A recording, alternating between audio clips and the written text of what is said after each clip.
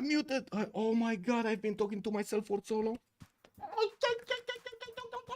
Good evening, sirs, and welcome. I'm gonna take it from the beginning. So, good evening, welcome. I do hope you can hear me right now. You can hear me right now, right?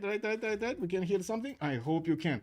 And I do have to say, tonight we're gonna have a CPS Chacun Pour Soi going against Freritos de la Vega. They are playing in the CivFR Squadrons 4v4 Premier Championship. We do need to see how they're gonna evolve during the next stage, as they have selected the map. They did go for the 7 seas, and that means we might actually get to see some naval action. We do have the galleys, you know, just standing over there in the harbors, trying to knock down their opponents. Also, I do have to say, we do have a CPS on the left side, and on the right side we're gonna have Freritos. You can see them over here. I did put up the map type, and should be good. We should be good. Fortuna Belly, hello there, sir, and welcome. Did I wait? Do I have an echo from YouTube somewhere? I don't see anywhere open. Is there anybody? Is there anything open? Does anybody hear something? Anyway, the busy good evening, sir, and welcome. Does Romanian tourism spike in October? Not really. Okay. I see. Thank you so much for being on YouTube as well as on Twitch, by the way. Thank you. DSK, hello there, sir, and welcome. Good morning, Fortuna Belly, and welcome, sir. I did see Hedge Vastaken. Good evening, sir, and welcome. Like a classic COVID Teams meeting. Oh my God. Rafifi, bonsoir, monsieur, bienvenue. Supreme, hello there, sir, and welcome. Hello, sir. Welcome, sir. Thank you so much for picking up that first promotion, taking it away over there from Moonsrath. Oh my God. Good evening, Moonsrath, and hello there, sir. I did also notice we do have Pelikanov, also hello there, sir, and welcome. And Eric Coffin, hello there, sir, and good evening. Denio Dingo, good Abend, my her, bienvenue. Willkommen, I should say. I did it for the 10th time. Rafifi, bonsoir, monsieur, bienvenue. Also, let me actually also say hello to YouTube over here. I did note good evening, YouTube, and hello there, sirs. Let me pop out the chat so we can see what's going on. We're gonna talk about their bans in just a second. I do see they're starting to pick their first civilization, and CPS will have the honor of picking first. I'd like to visit Vlad Dracula's castle in November. Ooh, that would be actually quite cool. I'm not sure you should expect that much though from the castle. I think Pelesh or Pelishor would actually be a much better castle to visit. But if you do like the drama and you do like the castle, definitely go for the Dracula one. I still believe if you search for this, you're gonna find a much better place. Okay, so there we go, finally popping out the chat over here and moving it in the correct place so I can actually read both chats at the same time. There we go. Tokimune is still there, and Phoenicia, well, they did pick up Portugal, and it looks like in the ban phase CPS did take out Brazil, Theodora, Byzantium, Sumeria with Varangian, and I do notice Spain also got taken out. I did also notice on Freritos' side, we do have Macedon being taken out. No surprise there after what he did in the last few days. And we do have actually last week, right? We do have Maori with Norway. That's going to be Konget. So both Norways are going to be taken out. We do have also Sundiata Kate being taken away, and Genghis Khan Mongolia. By the looks of it, we do have Rome on the left side being picked up by CPS, and of course Portugal. So they have the gold, and they have a very powerful nation on the land nation. On the right side, Freritos is going to go for also a coastal civilization. That's going to be Dido, and maybe they're actually going to get on the same coast with Portugal so they can bunk those galleys and bitems. While I do notice Chandragupta has been revealed as open, and he got picked up here. There is no ban on Gandhi, but I don't believe he's going to be picked. And after yesterday, and quite a few actually in the last few weeks, when we did see quite a bit of aggression, players picking civilizations like Berserker civilization, like Maori, like Mapuche, you can imagine that might happen today as well. Let me actually get the cat over here to sit tightly, because she heard me talk and she immediately started also meowing. I went to Salem for Halloween one year, and that was crazy. Salem is where they had I see. Wow, that must have been quite a horror show. Yeah, I don't know about that, but I guess also Dracula stories are kind of a horror show. I can actually give you this, by the way. If you search for this, on the internet. I think you're gonna like what you find. This is, I guess, one of our most you just search for Peles, and you're gonna find the pictures over there. Just take a look, and if you do like it, I would suggest here you should go here rather than to Dracula's castle. And also you can visit them actually, I think, in the same day if you hurry it up. Like if you get to one in the morning and then you get in the midday to somewhere else, to the other one, you should be able to visit both of them and make the difference. This is much, I would say, better suited. Anyway, we do have the last 4 bands, and it looks like Scythia is going to be taken out. We do have also Byzantium, Basil II, and Mapuche being taken away by Freritos de la Vega. Totally makes sense, right? You don't want these 2 nations on the map just, you know, casually dealing damage here and there. Also Ghost Hunting there would be fun. Oh my god, making one of those movies. How was that called? There was a movie, right, when some kids went into the forest with the camera, and then the camera started seeing things, and they did quite a movie out of it. What was it? I don't remember. I guess I wasn't really that much of a fan back then, but I do remember my friends were talking about it. Oh my god, that was such a cool movie. Anyway, Blair Witch Story. Was it Blair Witch Story? Oh my god, look at that. You're right, and I know. You're right, and I know. Blair Witch Project. Yeah, there we go. Now, we do have Freritos de la Vega needing to pick up their 3rd Civ, and I gotta say, CPS, after they're gonna see this pick, they're gonna need to pick up their full roster. We're gonna need to take a look how CPS is gonna play right now, and we're gonna need to see how things are gonna evolve. So where is Dracula's castle? Is a little bit to the northwest of, like it's northwest of the other castle, I should say. Also, Sandeep Chahal, good evening, sir, and welcome. What are we cooking here today? It looks like we're cooking Freritos going against everybody for themselves. CPS on the left side. And I gotta say, CPS has always actually been a bit of a fun name for me, because I remember the CPS was actually the police in the movie Continuum. Did you guys see the movie Continuum?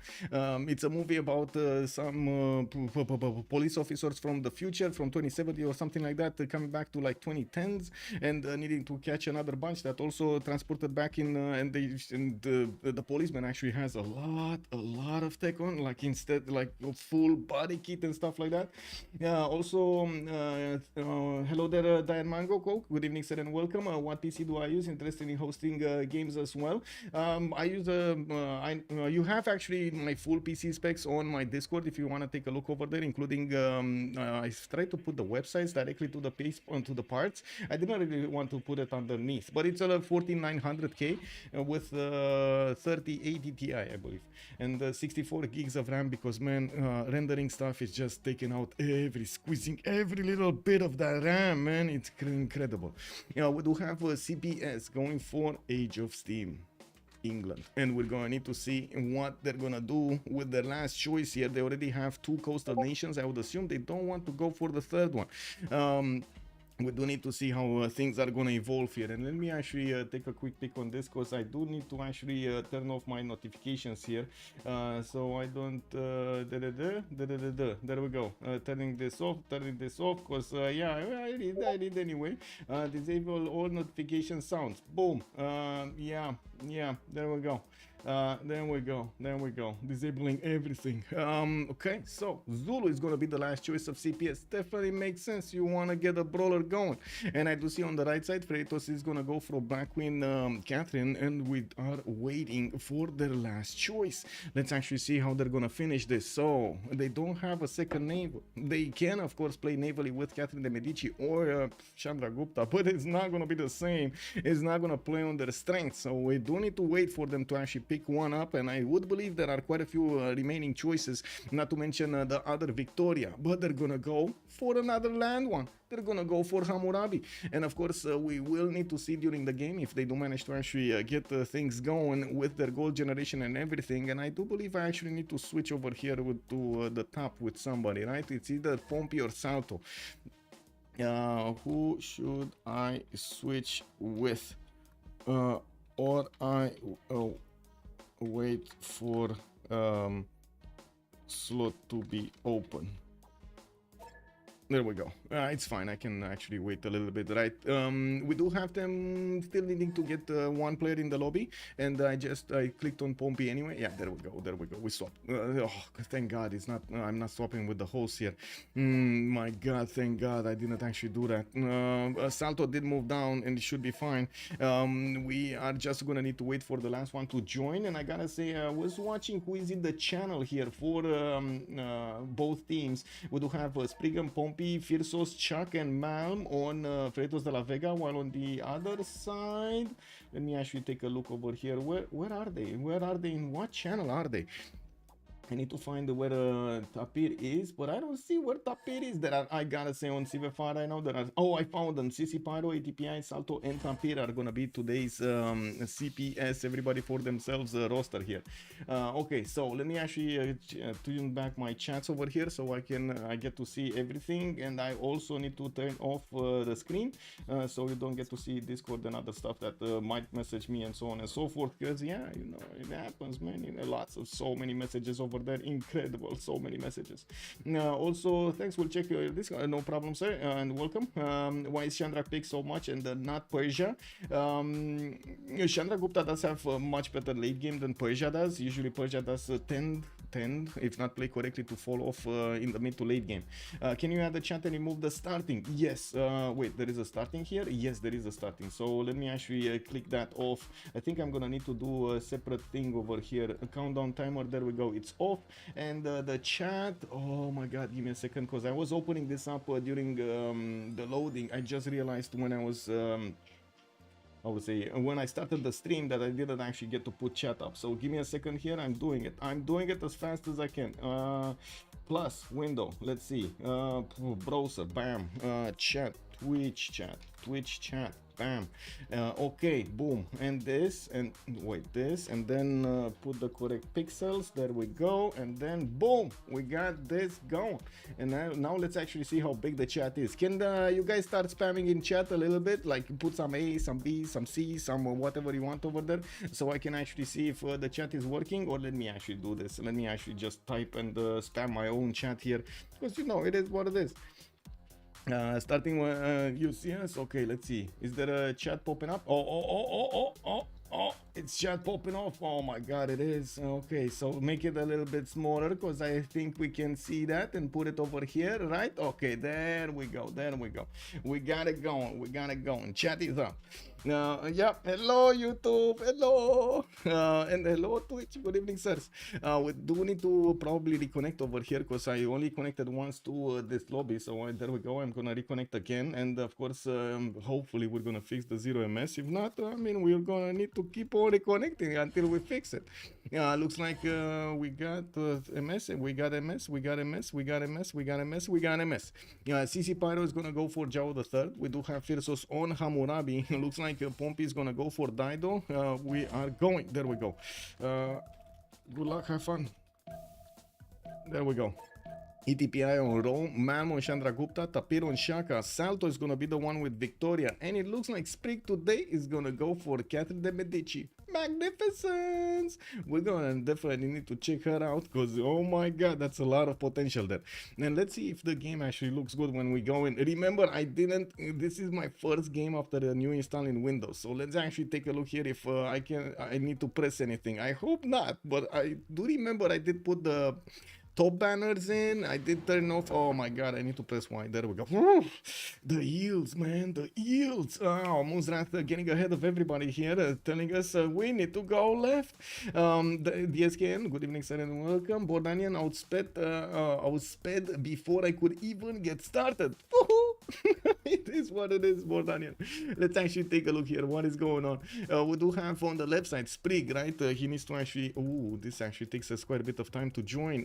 Okay, let's see. France is gonna be here on the top right side of the map. Looks like he's gonna have that mountain range to the south, and by the looks of it, we do have him with north, the west side and east side over here, with quite a few of those freshwater settles. I do see quite a bit of resources also, not to mention a 3-2 banana that he can just you know, easily buy out here in the second ring. I'm actually curious if he's gonna stay in place or gonna move here, because yeah, at the moment we didn't actually start.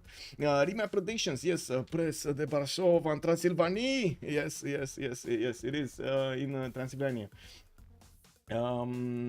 Okay, you asked me, and that is totally true over here. Give me a second. I'm gonna put up the prediction in just a second here.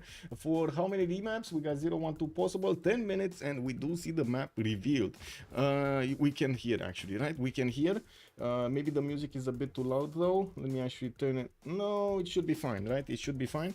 You need to tell me if the game sounds are too low or too high, so I can make an impression. I did put them like literally half, like 50 on the points, on percentages. We'll see how this goes. We do have France starting to go to the west side here, and to the he will find Mitla to the northwest at some point, and he's gonna be happy with that. We got Lisbon past this water body, and I do notice CCPyro, of course, is going to be an opponent of France. We do have France on the same continent as Portugal here. Looks like also the city of Paris, they settle in place for the 2-2 base. He does have a horse style in, and he kind of is taking the place of Banana King. We got 3 bananas here. We'll see if he's the king this game or he's going to be somebody else. Now there's a Tiki Hut to the north that he could easily grab, and I do see a lot of flood plays here on the right side. And we do need to see how he's going to space out his cities, and how he's also going to try to protect himself from the coastal attacks, since Portugal is on the left, and he's probably going to find that out. I don't think he has that much of a problem to settle east side over here close to the coast.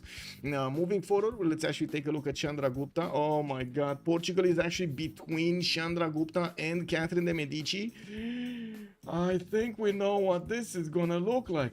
Also, good evening, Hemelik. Hello there, sir, and welcome. I see the game ended in DPD's favor last night. Yes, it did. I was so sure they would lose when I saw the pressure. Yeah, but Russia stayed alive, and then Zulu started pumping out tanks every 3 turns. A tank army. That was a bit too much, especially when he was using 5 cities to 3 turn those tank armies. We didn't have Hungary getting the gold, and yeah, India this time in this game. We do have him getting a scout in 3, and I do see he's going to have quite a few 2-2s here. We also see him with a settle on the olives on the right side. Quite easy to get that amenity, even though we might actually see him trying to spread out his cities. Now we're a bit more to fit another one here in the northeast. We don't have him with that much fresh water, and of course he will have a river to the west, and while he does have his river over here, that will basically force him to go to the northeast. Record, scratch, freeze frame. Yep, that's you're probably ended up like in this situation. What that's me. What record. I didn't see anything, as in I didn't freeze at all. Wow, is he freezing every time he's actually how to say, he's putting one of those pins? Oh no, the pin deliverer of freezes. Anyway, we got Pana here also getting his scout out in 3 turns. We're gonna need to see where he goes, but I'm pretty sure he's gonna try to go on this river towards the northeast to actually figure out what's there. Looking at the name of the river, we do have the Zezere River. Zizir. Where is Zizir River? Does anybody know where the Zizir is? And this one, yeah, this is still Zizir River, and it goes down to Portugal. Why are pins showing up for you? Because he can actually put them to show up for me. If you place the pin, you can put it just for me. You see, to self, or you put it to somebody in the lobby over here. Of course, I don't see my name here because, yeah, you know, it's me basically. Yeah, basically I'm a player in the lobby. Battle Cruiser, good evening, sir, and welcome. We do need to see who's team 1 and team 2, by the way. I did put up the labels without actually adding them. On the left side we got FTLV, and on the right side we're gonna have CPS over here, and hopefully they're gonna stay aligned. If not, well, I guess we're gonna need to see. Did I actually switch my, give me a second here, because I saw something that shouldn't be there. Graphics, borders, windows, he should, okay, it's fine. Okay, now what do we have? Sheesh, 7 seas is more like one giant body of water and a couple of lakes. Yes, indeed. Also, oh my god, yeah, Rafifi, it looks like you got caught You got caught by auto mode over there. It is what it is. Antino, I'm sorry I didn't respond to your message. My telephone was I don't know what resoin means. It didn't have more messages, so it did have actually more messages, right? And Plu am voie de setul a fost totul if it was everything was bad, okay? Yeah, do you need to put LOL pin when somebody silly is happening and apply it directly to the silly player? I don't want to click anything. No. What do you mean? He's a mod. Like, okay, we can have our fun, but I don't want to get myself in trouble. Come on, man. Let's actually go and take a look at Pompi here. Where is Pompi and what is he doing? We got tired with a scout coming up in 1, and by the looks of it, he is getting his scout on the right side to go and check out the coast. We do have him with a Coco Settle southwest, not gonna have the fresh water. Not that Dido cares that much, but still, you know, it's good to have. We do have him with that rice settle on the right side, and it looks like to the north he's gonna have actually quite a bit of flat tiles here. He does have 2 city states that he could possibly take out, Muscat and Hansa. And I just realized actually the sound is really too low. Let's actually put it like this. I need to have some form of feedback over here from the sound. Looking at also the city of Tyre, looks like on the right side he's gonna have Zulu to contend with, but I'm pretty sure he's gonna try to plug the chokes as quickly as possible, getting cities here, and then staying on the left side. He could definitely go on the peninsulas here and try his luck there, while he's also gonna need to fight off Victoria. I'm pretty sure he doesn't want to pick a fight with Zulu on the right side. Looking at Phyrsos, let's actually take a look at Hammurabi. Where is Hammurabi and why don't I see him easily? There we go, that's Hammurabi. Basically his own island. Look at this peninsula. He has a one. Okay, actually it's connected in the tundra in the north, but I only saw this one tile choke over there from the stone tile, and I was like, what is this? Now France does have possibility for him to put a city on the coast and of course start the trade routes with Babylon, which will give them the gold throughout the game. We do have Phyrsos starting to explore his south, and by the looks of it he is gonna get quite a few other cities on the coast over here. Should he be in trouble though? Yes, probably. I mean, England is here, and I'm pretty sure it's gonna be good if Babylon is gonna try to actually 2 versus 1 their opponents here. We do have Settler coming up in 110 here from the city of Babylon. I do see he does have the Namid Sand Sea to the northwest, and of course we're gonna need to see how things are gonna look around here. Well, let's actually take a look. What's on Victoria's side?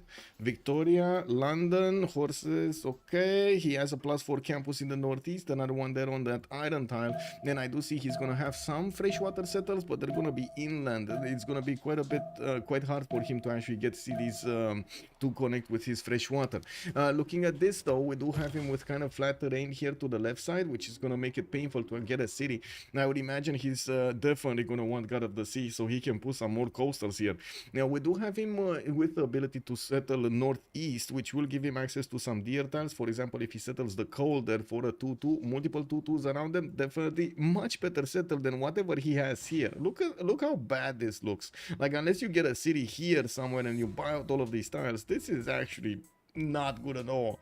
What are you gonna do? Settle here by the 1-3, maybe get the truffles improved, and then be happy? You're gonna go for how to say, construction to actually get some lumber mills? I don't know about that, man. Here's to hoping, yeah, hoping and coping, man. That's how it is these days, no? Come on, players, make me rich. Oh my god, wait a second, you put a 0 again? Yeah, then I want to watch Malm's point of view. He's so good on Chandra. Yes, he is. Now we do need to take a look at the Tapir here. Taking a look here, we do no, not here. This is Zulu, and he's gonna have probably the biggest land of the bunch. We're gonna need to see how he's gonna try to develop this with already some extra gold from a cocoa tile to the southeast. CCPyro is putting more stuff here. Oh my god, he saw both of them. He saw both of them. He saw France and he saw also Chandragupta. I'm pretty sure CCPyro right now is definitely wanting out of this game. Don't you think so? I really need to learn French soon-ish. Yeah, it's still a work in progress.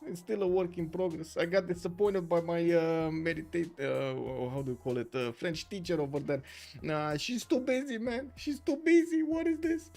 He saw them. They're gone. My points. Oh my god. Did you actually put for the one, Bordanian? Okay, let me actually take a look. What did you guys vote? What did you guys vote? Click. We got on the one, we got 85%. We got on the two, 11%. Okay. Just so many reasons to go to France and French-speaking countries these days. Indeed. I want a sexy French. Who doesn't? Basically, who doesn't? Yeah, but I gotta say, it can be distracting. It is what it is, no? It looks like they will go for one remap. Bordanian, ooh la la. Good evening, Dalion. Hello there, sir, and welcome. As a small example, river cruises with Crossy Europe. What is Crossy Europe? That would be actually quite... isn't it taking it long? Let me actually take a look over here. Crossy river cruises. I did actually, like last year or 2 years ago, I did try to take a look at these cruises. I was thinking maybe just go alone and try to, you know, have fun on one of these big liners. But I didn't really consider the rivers. I more considered like the, you know, the seas or oceans or stuff like that. Moving around Europe, for example. But I find it quite annoying that you need to stop and you need to get out and you need to come back and you have hours to actually go to and come back from. I don't like schedules. I guess it's not really apparent. I don't like schedules in general because I usually am somebody that really wants to be there before stuff happens, not after or at the time. Although when I'm in vacation, I don't want to hear about that. Do you want to hear about it? I want to just be free, you know, just okay, what do we do today? We go there, we go. Oh my god, they declared war. No, why did they declare war? I hope they didn't declare war during the rollover. Anyway, I had a pretty old French teacher when I was in high school. So how to say he traumatized you? Oh my god, I mean, I kind of had some. My head teacher in high school was a French teacher, and she didn't really. My friends had, no, my first French teacher actually, because my second head teacher was Romanian, how to say, specialized. She didn't want to talk to any of us other than in French. In the 9th grade in Romania, she didn't want to talk to us. We had a problem. We wanted to say the problem. She was saying in French, and we were like, sure, we're just gonna ignore. It is what it is. I mean, not all of us knew French, no? As soon as Portugal was the meat in the sandwich, it was a remap, long as they found out in time. Yes, indeed. And the good thing is, they did find out in time. Also, I'm always confused which remap color means remap, which not. Green means they wanted to remap, and red means they did not want to remap. So we did have CPS wanting to remap on the right side, while Freritos de la Vega still have a remap token. And this is about that time we need to actually ask stream, are we going left or are we going right? Wait, I took a semester of French at university. My 7 years of Spanish as a second language proved to be a detriment to my oral exams. Wound up getting a C for the course. Oh my god, you had, wait a second, you had the French, the Spanish accent in French, and what is your mother language actually? Because I would imagine there would be quite a bit of a mix of accents over there. Bordanian is saying we're going right, so we're gonna take a look this time at guess what? CCPyro. Okay, we're going right. I'm English. Oh, there we go. But, which English? The American English or UK English? Big difference. Very big difference. Well, to be honest, I wasn't able to make a sentence in English at the end of the university. Now it's a different matter. Yeah, I mean, you know, you learn, you live, you learn, basically. USA. Pelican office saying, I got it. Okay. So yeah, that was quite a mess over there. I'm pretty sure of I would say of accents, right? Anyway, coming back to the game, we got CCPyro here with Lisbon on the eastern coast, and it looks like he's gonna have to the south Catherine de Medici to fight against. Catherine de Medici here is gonna be one of his opponents, the Blanc Queen, played by Sprig today. In the north, he's gonna have full land to develop his cities on all over this coast, and I gotta check, is there anybody here? Not really. We got India with Malm, and there's nobody that would contest those seas other than India, and it doesn't look like anybody's gonna have the opportunity to get there. We do have Dido here to the northwest, and unless Dido gets some land units, he's not gonna get to Portugal with boats. I mean, what are they gonna do? Carrying them on the other side of the land here? Can you imagine that project? Oh my god, man. Anyway, Lisbon does have his scout coming up in 3 turns. He can settle the northeast here, and by the looks of it, we can see him settle the southwest as well with quite a few cities. It shouldn't be that big of an issue if he stays behind this choke. We're gonna need to see where and how he's gonna try to put up his defense here. I don't have to say he shouldn't go on the hills. He should stay on that wheat tile there, because otherwise, that's it. He's gonna be bumped. Anyway, we do have him also with some inner settles, some lakes over here that he could benefit from, also some rivers, although I mean, you know, Portugal doesn't really like rivers that much, right? He likes his harbors, and of course the coast. Wish it was easy for you to learn French as it is easy as it is for us to learn English. Truth is, French is even difficult for us French citizens. You have no idea how bad people write these days. Oh my god, you should see Romanian. Oh my god, man, you read the news and it's like you see a mistake every other 5 minutes, man. I guess this has nothing about my language. Yeah, any language. Yeah. One thing for sure, you should never be bullied for trying. Wish you the best, Florido. Good evening, sir, and welcome. Also, merci beaucoup pour le encouragement. Spanish or Italian are easier to learn than French. Portugal, no one to trade with. No one to trade with. He does have a city-state here, Mogadishu, that he's gonna get to get a boat out to, so he can start trading to it. Well, I guess some money externals or internals it is for him. We do need to move forward and take a look at Trajan, which is gonna be to the north of Zulu and to the east of Babylon. I do see Zulu is gonna be one of his allies, and of course the Babylon this time around is gonna be in the middle of both of them. We do have Rome with Amber settled to the northeast. I do see he's getting a scout out in 1, and yeah, we do see him with quite a few settles here, the rice settle, the cattle settle, and so on. What happened here? He disconnected. Wait, is this a remap? What? They didn't say anything and they just DC'd. So, whoa. Honestly, passing as Spanish and French would have been hilarious if I had gone to Europe when I was younger. Yeah, I mean, definitely I would have learned a lot more French if I knew I'm actually gonna use it later on in life, but I did feel quite confident that learning English will give me basically the ability to communicate with the majority of the people I'm gonna get in contact with, and for the most part it is basically true. But I do feel, especially when I do get into the French communities, into the Russian communities, into the Brazilian community, and so on and so forth, I do feel a little bit pressured, I would say, pressured to learn the language, to show the respect I have for the people I'm meeting, right? That would be normal ways of dealing with it. Let me actually open up Discord here, because it doesn't look like okay, we got the link. Do we have the link or we don't have the link? I don't see a link. Let me see if I can actually pull up a profile here, so we can directly go into the lobby, the lobby. Okay, there we go. Best foreign language. To answer Battlecruiser's question, who remapped into a CPS that remapped the first one? Was this I guess this was Relobby. Not sure exactly for what, but I do think it was a relobby. Okay, we got 0 MS. We got more than 0 MS to anyone here. Okay. Wow, that was so fast, getting everybody back in. Beautiful, just beautiful. I just hope I'm not gonna double load. Oh my god, do I need to actually start up a game? Let me actually start up a game here. I have no idea. I didn't actually get to test out the PC that much today.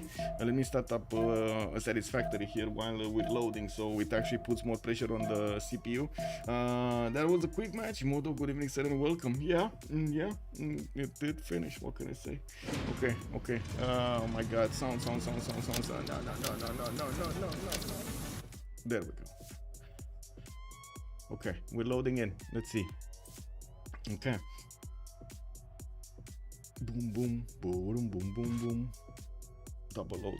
Even with that, even with the game, I double loaded. I should have actually just kept the game over there. Wow. Wait, what? How did I get back in the lobby?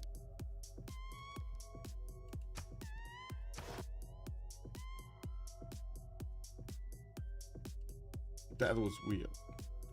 I don't think I've ever seen this happening, by the way. Like, not a fire access crash. It just put me back in the lobby. That's it.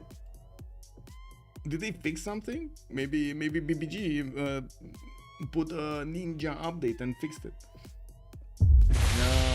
It is what it is. Let me actually write on this here. Load. I had joy. Okay, I wrote in the channel and I'm clicking buttons and we're trying to get back in.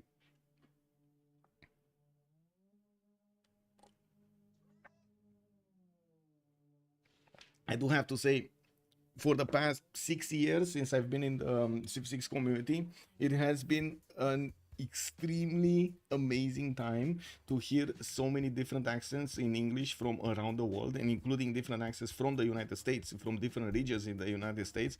It's incredible. Oh my god, it is incredible to see this usually. To hear this out, and I do have to say it did influence quite a bit my accent and my way of speaking, because I picked up some expressions, I picked up some bit of an accent here and there, and yeah, basically they made me how I am right now, the Civ6 community. Portugal still so high. Wait, then if DLV find out that Portugal has no trading, they can just destroy them. Portugal still so high roll. Something needs to be done with that Civ. Whoa, okay, well, let's actually see. I really hope I'm not gonna have this thing here. We'll see. Anyway, I still don't know why we did actually relobby, but sure. We're gonna need to take a look at turn 10 if they do choose to keep this map or not. I'm pretty sure if they wanted to remap and Freritos de la Vega was so adamant to remap, they would have done so already, right? New lobby, new rules. Now we do have ETPI here starting to move to the west side with his warrior, and by the looks of it, he does have his river to the right side to settle on. A city state maybe to take out, although I don't think anybody's on this coast for him to trade with, unless you take into account Phoenicia. But Phoenicia, wait, Phoenicia? No, not Phoenicia actually. Wait a second, there is England here, there is London, and we're going to need, and we do have also Zulu in the south, so definitely getting a city on the coast will be a good thing here for Rome. We do have him also with that lake in the north, nice with Okali if he's going to get there. And I do also notice he only has 2 bananas. Man, the other guy had 3. He's not the banana king. Rome is not the banana king. Moving forward to Shaka to the south, we do have him with the sheep in the capital. He has 3 ships, one of these fertiles, one of these deer tiles. I mean, I guess we can call him the animal kingdom here. We got him also with horses to the northeast, some fish in the water. Oh my god, this guy has everything. He's missing ivory tiles, that's what it is. We do have Ulundi getting his scout out in 2 turns, and I do notice we're gonna have him towards the northeast over here quite a few settles for him, while I'm pretty sure he's also gonna want to settle inland. Zulu is not really one of those nations you want to get harbors and boats out from. You do want to poke your opponents with armies and cores, right? Not something different. We're gonna need to take a look how he's gonna try to expand to the west side. He does have a settle on a gypsum, a settle on a mercury if he wants to. South is also gonna have a powerful settle over here in between the stone, or actually on the stone tile if he wants to, while he will also have that cattle tile a little bit to the south, but that's kind of a stretch over here. You don't really want to do that. Anyway, we do have also to take a look on next on Victoria Age of Steam. I do see London is gonna have his triple reef next to his capital. 2 reef fish and a reef right next to London. We do have a builder coming up in 3 turns there, 2 turns in London, and yes, I do notice his warrior is starting to explore the east side, the south, and probably the east side here. Has a few tiki huts to go and pick up, and I'm pretty sure we will see him settle this coast on the left side. Right now in the Solway Firth, he's actually gonna have his inland sea, and I don't think he actually is aware of this at the moment. And I gotta say, if he doesn't actually get a harbor out to the left side here, it is gonna be a pain to use London to actually get boats out. He's gonna need to somehow get a city, a connection city, between this inner sea and of course the outside. You do have him with outside that he could get some boats on later on to take out, and this thing. Wow. Stone Circles England, it might be. Also Lundi plus Johannesburg equals pockets. Yes, it is. We know who's going for Open Sky. I think so. I think it's Zulu over there. Yeah. Definitely. Okay, what do we have here on Salto? He's going to be to the left side of France, of Sprig, and of course that's going to be one of his opponents, but so is Portugal to the north. We're going to need to see who Sprig is going to want to prioritize between them. I'm pretty sure he can do both, right? And where did you see Johannesburg? Did you see Johannesburg on the map? There is no Johannesburg here. Come on, man. You bamboozling us. We got Ayutthaya, we got Rapa Nui. There's even actually zero industrial city states. Not even a smell of an industrial city state in this area. We do have ETPI. We did talk about him. Hammurabi. We need to take a look at Hammurabi. Babylon getting his 2-2 base. He does have an amber tile. That is gonna have the 2-2-1. Of course, he can work it from the beginning. He's not gonna lose production or food working that. While I do notice he's gonna have another city to the south next to a silt tile to give him more extra culture. He's definitely gonna be happy with all of the rivers he has around him. I did point out earlier that it's probably not gonna happen that he's gonna want to settle east side, even though, like, looking at this, he might actually want to poke the bear a little bit on that uranium tile. We're gonna need to see if he's gonna be happy about this. Also, can you please explain that thing about overloading your PC that you did? There is a how do you call it, a bit of a myth going around that you have, if you have a faster PC, if you load in faster than the host, you actually double load, but that's not really true. It's depending on multiple things, including you clicking on buttons over there. And I'm hoping we're actually gonna wait for the remap, and maybe we're gonna get how to say, the early lobby here. Or maybe I just reconnected a fresh turn. Let me see if I got, it should be the mods, right? Yeah, the mods, I just downloaded the mods. There's nothing new here. I really just downloaded the mods, and the 4 mods. Anyway, let's take a look on Dido here, because we did see a little bit of Babylon, and of course we do see him with an ally to the left side and 2 opponents on the right side. Not gonna have the easiest time in the world. We do need to take a look at Dido. Dido is here, and the city of Tyre is gonna have 3 stone tiles that he could get to improve, 4 in the capital, actually 1 in the south here, and I do see he's also gonna have 2 reef tiles with a possible +6 campus over there. This is amazing. We do have settlers in 3 coming around, and I do see he's gonna have a tobacco tile to settle next to on the right side with some fresh water on the maze. If he wants to, he definitely can get that one going. Now he's gonna need to do the same thing, probably put the harbors in the north, the Cothons, the replacement harbors of Dido here, and we're definitely gonna see some of these cities to the west being placed. Oh, I am reloading again. It is what it is. It is what it is.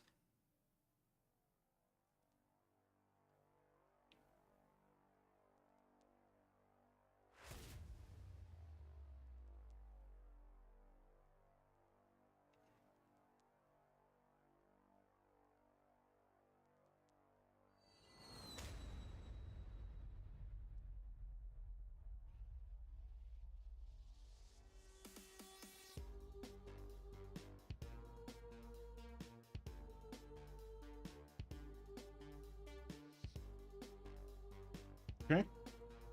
Oh, what has been declared, we're turn 9, and by the looks of it, the players are aware of who and where they are. They will start seeing this loyalty around them, and let me actually take a look. Who did meet whom? Oh, it was France meeting Portugal. That's what happened here. So let's take a quick pick on Chandragupta here really quickly.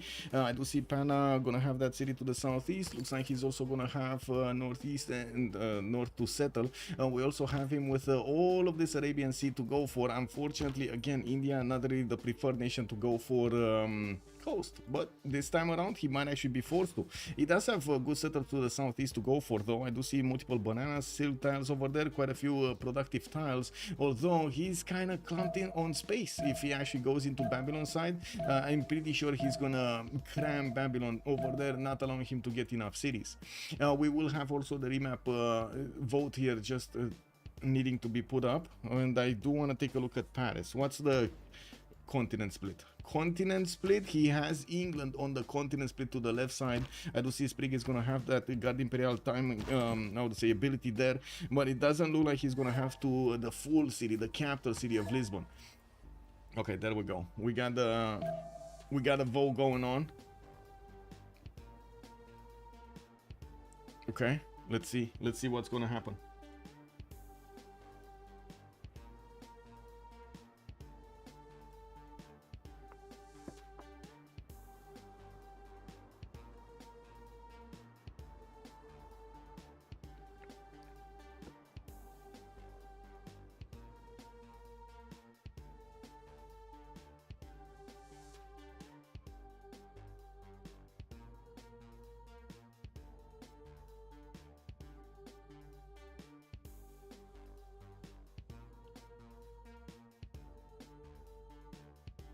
Another simple way is to stay useful. Adam the engineer, good evening sir and welcome. Also Sandeep, at the end of the day your computation execution is done by switching between apps really fast based on clock cycle. Myth has some fact in it which says I'm going to put in many processes so that it decreases thread switch cycle. Okay, we're gonna have a new remap. Can we get a fresh lobby?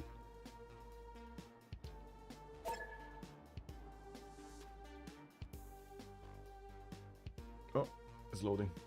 Noise, more points. Okay, it was one remap. No, yeah, I do agree, Sandy, that yes, to put more pressure on your PC is sure, but I do have to say that it does happen quite often that me as a host, I get in, I'm on comms with other players, and I get in, I definitely get in first, and I tell them, we share screen, and I tell them, oh look, I already got in first over here. The game loaded for me, and theirs are not loading, and when they are loading, they immediately start to double load. So it's not the fastest PC. I don't think it's the fastest PC. There must be something else that actually happens there, and my suspicion is that it's something related to the LoA, to the engine, because I did notice, and it did happen actually yesterday with Damodar in the lobby. He was the only one, so I told everybody in the lobby, please don't click anything, like literally don't click anything, like while you're getting the while you want to load, you don't click anything, take your hands off the mouse and keyboard. And they did, except one, it was Damodar, and we did hear him click. Instantly he double loaded, like instantly. It wasn't even something done differently, and maybe that's why, because I alt tabbed between one application and the other one, maybe that's actually what caused that problem over there. Now we do need to actually get back in the lobby here, and there we go, I found the link. Also outsource that job to me, I do work pay me. Yeah, okay, yeah. 2D maps, yes, 2D maps. We did have 2D maps, and let me actually swap slots over here, get him to, whoa, oh wait, there's no BBG, there's no BBM. Oh, they have some extra mods. Oh my god, let me actually do this really quickly. Usually in the CivFR squadrons we don't use these extra mods. Extension, give me a second, it will just take me a bit. Okay, there we go. 1, 3, 4, 2. Come on, there we go. Oh my god, I needed to actually wait for Steam to load it up. There we go, and I already have the other one, right? Let me actually double check if I do have the other one, because I'm pretty sure I have. Let me double check. Yeah, better selected remote, it's that. Okay, loading back in.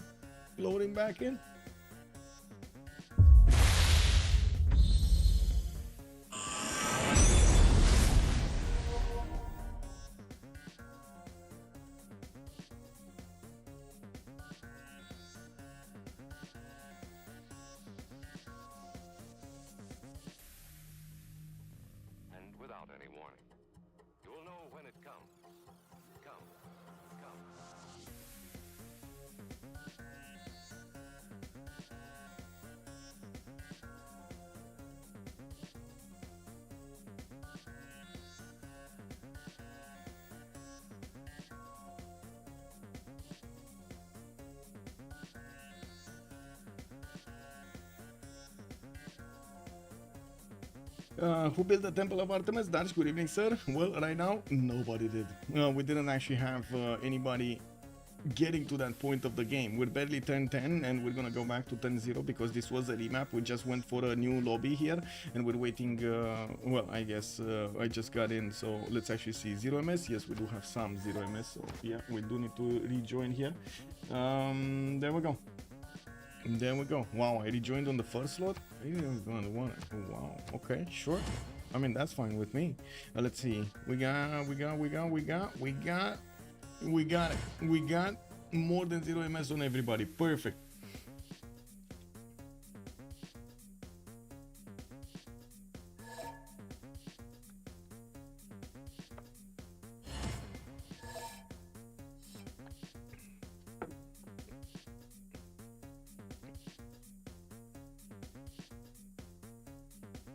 What does hat mean? Hate, hate. What is? Does anybody know what does this mean? What is the earliest email win I see? Well, except the turn ones that Sandeep is saying over here, which we did have quite a few concedes because of how the spawn looks like or something like that, but not in these competitions, in the normal games, in the normal scrims and so on and so forth. The earliest one I saw was, I think, turn 13 or 14, and it was a 2 versus 2 game 4 years ago, 5 years ago, I don't know, a long time ago. It was Malm, sorry, not Malm. Who was it? Oh my god, I forgot who was it.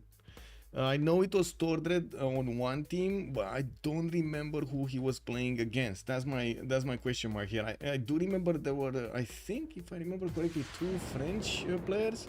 Anyway, I didn't touch anything this time, you see? I didn't actually, look, I didn't touch anything. I didn't start anything, and the moment I still see the globe moving, and you did see me, right? I didn't touch anything. Look, nothing. My hands are up. You can actually see them. You want me to put them in my nose over there? Oh, that's disgusting. He gonna be disgusting on stream. No. Oh, with haste. I see. Thank you so much, Rafifi. Did everybody join? I hope so. Anyway, avoid head. Looking forward. I see. Look, no hands. Yes. Okay, chat. Since we did finish the prediction, let's actually take a look. Where are we going? Are we going on the right side or are we going on the left side? 2D maps have been used, and right now they ended up with this map. Let's see, chat. Where are we going? Where are we going, chat? Fingers held in place without touching any keys. Lest the game may crash, the match's life is preserved. In silence, hope still remains. Oh my god, some poetry right there, Uko Supreme. Yes, indeed. Oh man. Okay, click on buttons. Chat still didn't respond, by the way. Chat didn't tell me, are we going left or are we going right? 7 actual differentiated bodies of water. Whoa, we actually have different seas here. 1, 2, 3, 4. Wait, 1, 2, 3, 4, 5, 6. I don't see the 7th. I mean, you might see the 7th. I don't see the 7th. Well, maybe this one, maybe like this lake over here. We're going left. Rafif is telling us we go Catherine de Medici. And looks like we are finding him next to Yerevan in the top left part of the map to the northeast of Rome, which, by the way, he's an opponent of. I do want to take a look at the continent split. Ew, that's the worst continent ever. Look at Rodinia. It's that little tiny speck of red to the north. He does have some more cities that he could get to the southwest, and I'm pretty sure he's going to want to place them down towards Rome, because he doesn't have that much space in the north. He's going to have at least 2 cities here, maybe 3 to the left side, and that's kind of about it. Now we're going to also see him getting a scout out in 3 turns from Paris. He does have a horse style in the 2nd ring with another one in the 3rd ring. And I do see the Iron Town here to the southwest is going to be 2nd ring from Paris. We also do need to see over here to the south, what is he going to have?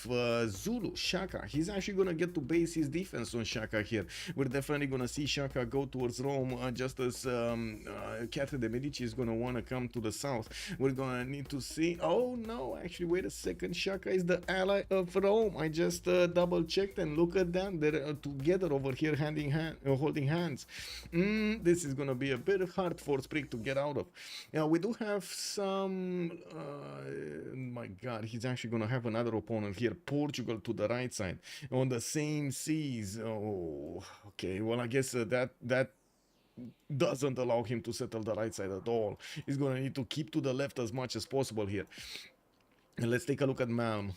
Left of Rome, I do see Malm is actually going to have quite a direct approach to Zulu. We do have him this time around with more rivers to settle on. Mato Tipila, easy settled to the left, bringing him some extra faith there. We do have him with a possible Temenanki city here where his warrior is. And I do notice he's going to have his scout coming up in 3 turns. He does have a crocodile in the capital for some extra food, horses in the southwest, and an iron tile here in the 1st ring. While by the looks of it, he's going to have that cattle settled towards Geneva with more, oh my god, more floodplains to the northeast. Very nice actually to get the Lady of the Reeds over here. I'm not gonna lie, it might actually help him out quite a bit. We do have Malm also having this south to go for. It doesn't look like anybody's gonna be there until we actually see Salto is gonna be behind the mountains. Now this is gonna be one of his opponents, but he's kind of far away to actually reach, right? We do have Babylon left side, and that's actually gonna help out to get some trade routes going. I'm pretty sure we will see Malm getting a city over here next to the Cocotiles, next to Matotipila, and be able to trade with whatever Babylon puts as a city center here to the north. Now we do need to take a look at Dido also. Dido, let's see what's going on. He's getting some bananas there, and I do notice he's gonna have a turtle to improve here in the water. He's gonna have 2 turtles to improve in the water. Eee, that's faster celestial navigation. That's very nice over here. We do have him also to the right side with some of these diamond tiles to either settle on and grab us extra gold, as more cities in the north to also go for, with a nice oil setter, or I should say the 2-2 base with 3-2 bananas next to it is going to be much better. He does have the geothermal fisher to give him some adjacency towards campuses, and of course I do see he's going to also have quite a few of these shops, rainforest shops, not the best shops, but you know, you gotta do what you gotta do in the games. We got Portugal here to the northwest, also an opponent of Pompi, of Dido. I'm pretty sure he's going to try to think of something to actually get some aggression on Lisbon, not just let him be there. Papas on YouTube, good evening sir, and welcome. Also Fortuna Belly, we've had some early ending teamers in the last month, like 10, 13 something. Yeah, exactly, we did have some, but I think it was like 20 something, not really like 13 or something. Yeah, like 20 or 30 in the 20s turns or 30s turns. Only 6, but still better than M1 and M2 for actually living up the name. Yeah. Well, let's see what his strategic resources look like. Tyre is gonna have his horse in the second ring. I do notice he's gonna also have his iron close by in the second ring. Both resources are gonna be easy to acquire and of course develop for his empire here. Not only for his empire, he needs to get them for his teammates also. Spoon, good evening sir and welcome. Salto is super fan from their teammates. Oh, super far, not super fan. Salto is Victoria. Yes, he is super far. He's basically in the position that France is over here, right? He has 3 opponents around him, and I do see the, oh my god, Athena, what are you, she's trying to find something to break again. Athena, please don't break anything today. We're here for you, we're supportive, okay? We're supportive. Anyway, at some point she's gonna learn to stand down. Classic Portugal won't be able to trade whole game. Exactly, that's the win. I mean, you know, that's the risk you take with picking Portugal, right? Sometimes you get those amazing traders, sometimes you don't. We'll see how this develops here. We do have to take a look also on Phyrsos, right? We didn't take a look at Phyrsos. He is gonna have Babylon on the river foretelling a settler, and I do notice he's gonna have quite a few of these huts in the forest. He does have one south, one southwest, one southeast. Gonna have actually quite a few cities to go for. I do see the diamonds to the southwest to easy settle on. We do have him to the north there with more rivers on the coast, and of course we do see that nobody's gonna be on the coast. It's not gonna be a problem for him to get there. Now Phyrsos is gonna need to show us how he's gonna try to play this, although I do believe he's probably gonna be the one deploying an army to go against England, cause I gotta say India is definitely gonna have a beef with Rome on the right side. He's not gonna have that much of a beef with England in the south, right? Even if England does get some cities over here, it's so far away to get an army there. Anyway, we do need to also take a look at his strategics. Babylon does have forces second ring. I do see an iron tile in the second ring as well. We do have him with the 4 food rice in the capital, working that 1-3 also to get him the extra bonus production. And of course, he is starting to scout out his north to figure out what's going on there. With kind of a bad wonder that really needs a preserve here. We're going to need to see if he's going to get the ENA score from it soon. Classic, wait, if they can take out France, then Portugal can trade. True. Let's see if they do take out France. Let me actually push the kitty out. Give me a second. What are you doing here? What are you doing? What are you breaking? Oh my god.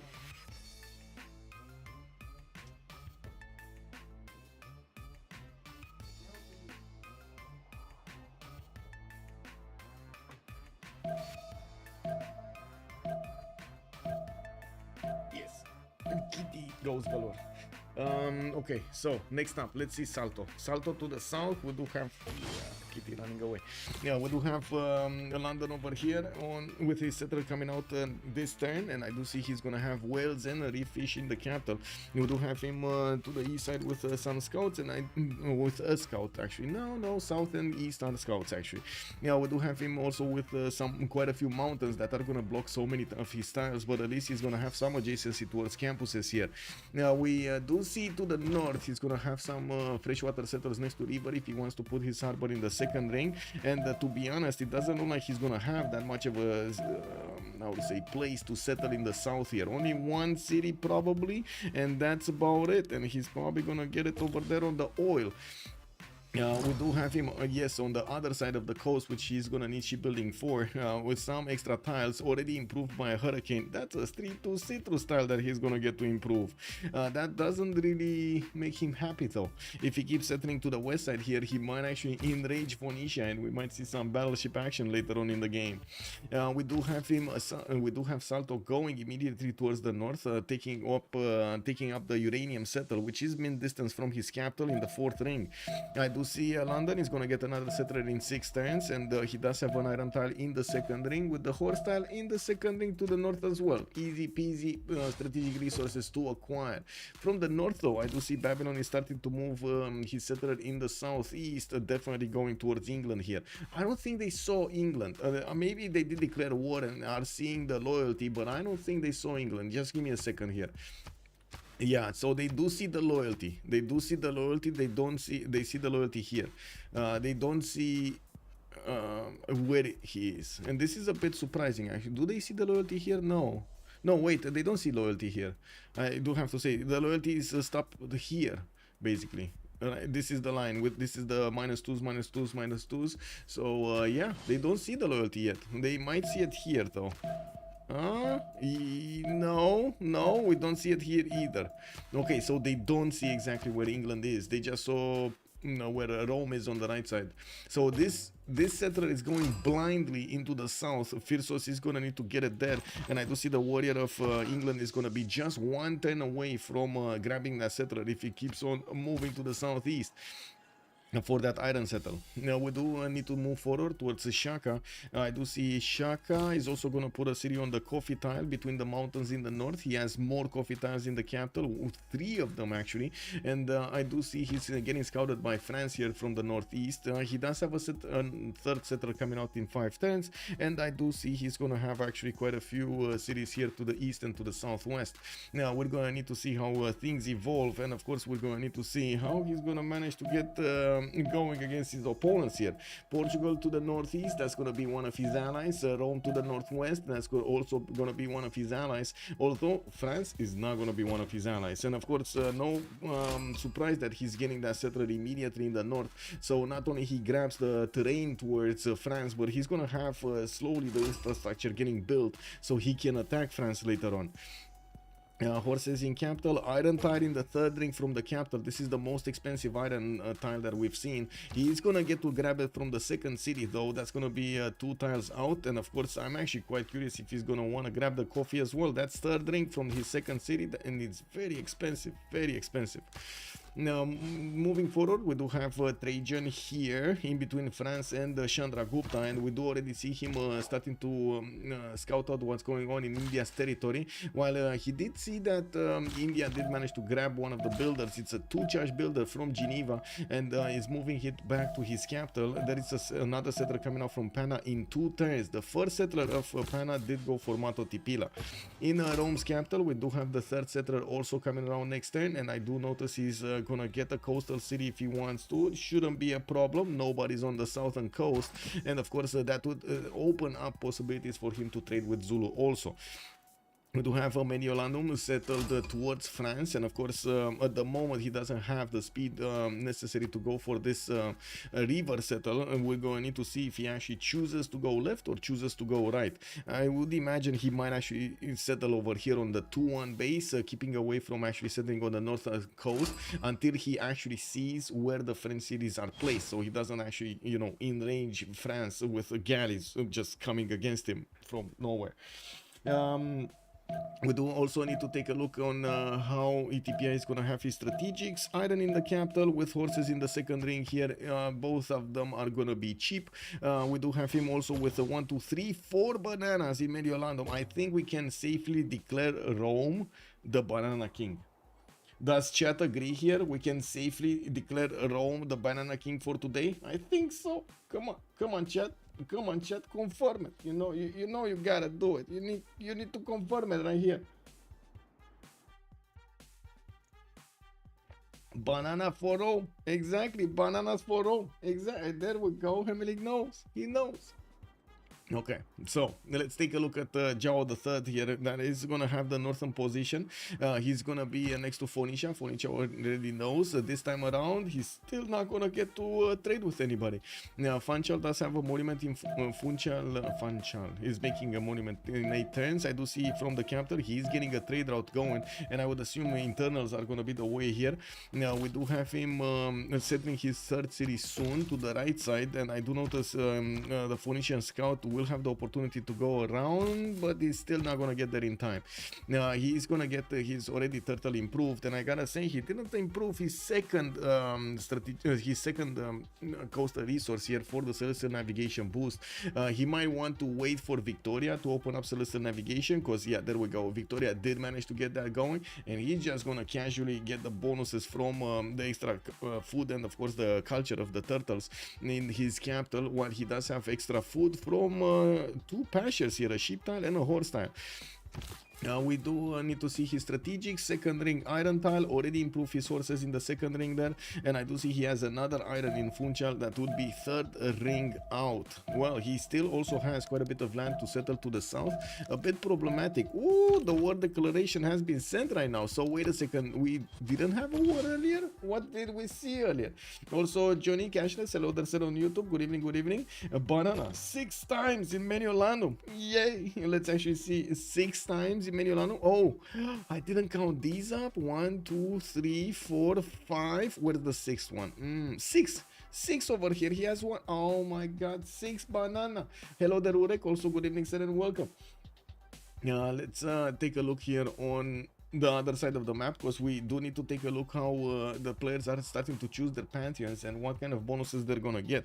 We do have religious settlements available for Babylon. I do see he successfully settled Chacun. Even though the English warrior was coming towards him, he did get there faster. And we do have him getting a builder out from the capital, has quite a few things to improve, and I would imagine irrigation will be happening soon after currency. His builder is going to have the opportunity to improve a farm and get that irrigation boost, while he does have his horses around. We're gonna need to see what is he gonna settle here. I would imagine he's actually gonna settle the diamonds, but that's only gonna be a 2, 1, 3. Not really the best tile ever. It is what it is, right? He's still gonna get the extra gold, and he's gonna get the extra amenity. You know, that still counts for something. We do have monuments coming out in 2 turns here from the second city. I would imagine he's gonna get one from the capital. We just need a few moments for him to gather his thoughts and send his builder on the way. To the south, he's going to need to trade punches with England, which already did place his city to the north Manchester, while London did send another settler towards the south for that oil tile, where he does have a few 2-2s to go for. No Pantheon yet though. Chandragupta did get a Pantheon, initiation rights, and I do see he has quite an army of scouts here around his city center of Panna. He's getting his holy sites out, and I do notice in the capital he's gonna have this 0 adjacency, and this is gonna be a 3-2 adjacency. There's no other forest there. Now, while in the south he's gonna get another freshwater city on the lakes, we do need to see how is he gonna want to go against Rome. Rome actually is gonna settle coastal. I thought he's actually gonna go on the 2-1. Looks like he's not afraid to settle coastal and get the turtle improved. Now, we do have Liang establishing in 3 turns here in the capital city, and I gotta say, Liang, well, I guess she's gonna have quite a bit of work to do here. There are quite a few resources that would benefit from the extra food and production. I did see also the city park promotion used quite a bit, although not really as the first governor, like maybe the third governor, not really, or the second governor, not the first one. We're going to need to see if this is going to be different this time around. On Catherine de Medici, we also have Earth Goddess chosen. He's starting off with the holy sites, holy France. He's not putting down in camels. We do have him getting, or campuses for that matter. We do have him getting a third city towards the north, where he is probably going to get to improve those whales. Doesn't need to take care of the western side. He doesn't have anybody on the western coast, and of course we do need to see if he's going to manage to get a good religion to help him out on the defense. Now, he definitely needs to stay away from the right side and also stay away from chopping some of these tiles over here, so he doesn't give the opportunity to Portugal to just smash his cities with frigates. Although I gotta say, these are hills, there shouldn't be any danger here for frigates to be able to attack Bordeaux even without the forest. Now we do have Portugal, still no Pantheon. Looks like Dido did get a Pantheon. That's going to be God of the Sea. And I gotta say, he does have a few cities here next to this peninsula that he could get some resources from, especially southeast side of Tyre. Although there aren't that many. We do have him, of course, with another settler being sent to the north, and I am expecting him to move for that 2-2 base next to the bananas. Also get that volcano, and those volcano tiles acquired whenever he's actually gonna get volcanic soil around. We do have City Patron Goddess just picked up by Portugal, 40% of the first district in a city, which is probably gonna be a harbor here. This time around, he's gonna get, I would say, quite a few internals working. England, still no Pantheon. Chandragupta, we did see. Babylon, we did see, right? Religious settlements. What do we have on Rome? Still didn't pick one, but he did just chop his fourth settler out from his capital while he still is waiting for Liang to be plugged in there. I do see he did get irrigation quite quickly, and he's starting to get the coffee tiles improved, gathering himself some extra gold. We do have ETPI here on 7 gold a turn and 19 points of production. I do have to say, at the moment, Phyrsos is actually leading the pack here in the production screen with 24 points. Yes, Malm tied with also 24 points. Palgums are going to be built first. That will give him an extra food point on each of these freshwater tiles, improved freshwater tiles, I should say. And we do have him starting to get his traders out. I'm actually very curious if you're gonna see him settle these cities in the north, although I don't think I need to doubt that. He's definitely gonna settle there. We did see a warrior get to Manchester City, and we're gonna need to take a look how he's gonna try to figure out everything out here. England is getting a slinger to send that warrior packing, although it will take him quite a bit of time to get to the north to actually push that back. Let's see Zulu getting his triple Ikanda set up. I do actually see only 2 Ikandas, one from Ulundi is missing. We do have Kwadokuza and Nobamba right now building them, and of course I do see the Pantheon just got chosen, God of War and Plundered, for an extra point of generals on each of these Ikandas. Now we do have him also with some extra points of merchants and minerals if he needs to, and of course if he does actually build harbors. Moksha is establishing in his capital city Ulundi. We do have the trader also coming around there in one turn, and Johnny Cashless is throwing a question at me. What's the faith cost for BBG warrior monks? That's a good question, and I think chat should reply to this. Twitch chat should reply to this. Is it, I think it should be like around, I mean, normally it should actually scale. I don't know. I don't want to guess. It should be around like 100 or something, 80 to 100. I don't think it is that expensive at the beginning, but it should actually scale with bonus damage. If you want my opinion on it, I don't know exactly how it works in the game though. Yeah, I honestly never use monks. I don't actually use monks either, other than just getting them for free from Wanderer or something. I forgot how it's called, but anyway, one of those wonders. Nihangs, very strong, yes. No, I wouldn't really say the monks are boo-boo. No, I've seen very strong monks. You should see monk armies from Zulu with Crusade. Not gonna lie, you should actually see that strategy played out. It is incredible if you actually get the timings going against an opponent. They can't stop you. They just cannot stop you. We do need to see also the city states in this game. This time around, again, no production city states. We do have Anshan and Taruga and Geneva appearing over here for the science city states. I do see Lahore, Volin, and Valletta and the Kabul actually will provide the military bonuses. Yerevan with La Venta will be providing some religious benefits, while we do see Mohenjo Daro, Rapa Nui, and Vilnius showing up for the culture.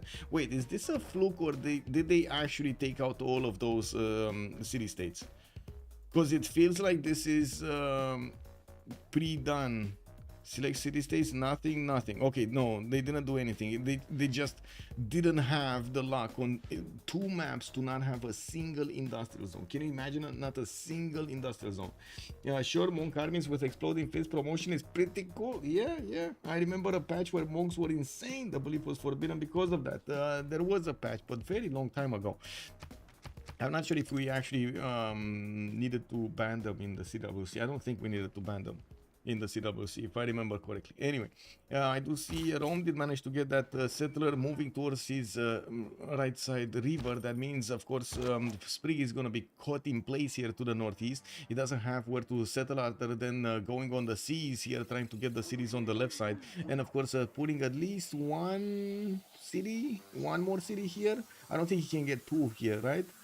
Yeah, there's no way he can get 2. This is too close to Toulouse. Yeah, there we go. It's too close to Toulouse. And again, I don't think he's actually going to go into the Tundra North. Probably will get another city, or will think. I don't think he will get. I think he will think of getting another city to the southeast. Although, again, Portugal is here. Unless Dido actually chimes in from the right side with a few land units to stop Portugal from getting too many boats against France, that defense is not going to happen. Now, we do have quite a few builders coming around from multiple nations, starting to improve their territory here, especially their amenities and, of course, the strategic resources. A third Ikanda has been placed down from Ulundi. He did place it towards Nobamba. He's starting to get his builders out, and we're going to see if he's going to start chopping here. He's probably going to be the only one for some time to get those general points. I do notice India here will definitely need an encampment. We do have Rome needing an encampment.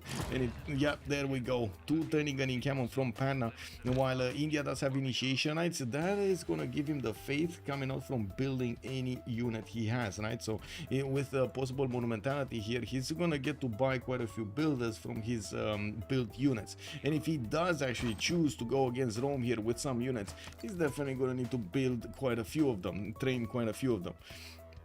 Moksha establishing 3 did get his 1 horse improved. I do see his second horse is actually 3rd ring there in the north, and he's not gonna get that. We do have Delhi placed in the south here, and of course I do see that England at the moment it's a bit too far away to actually do anything other than take a look at what's going on there on the coast. I do see Goddess of Tides also. Another pantheon has been chosen here by England. He's gonna get the extra culture on all of these coastal resources improved, and that will serve him quite nice during the game. Lancer, hello there, sir, and welcome. Also, the way around was to build a wonder, the Monk Wonder. Yes, the Monk Wonder.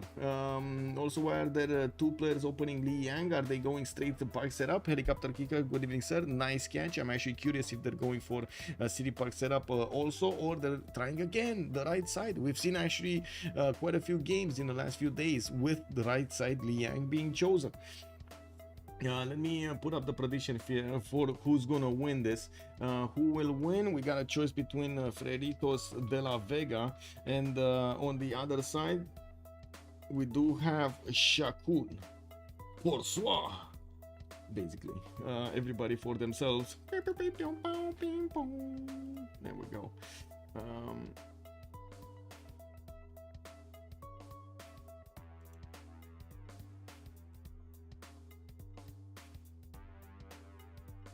Yep, there we go.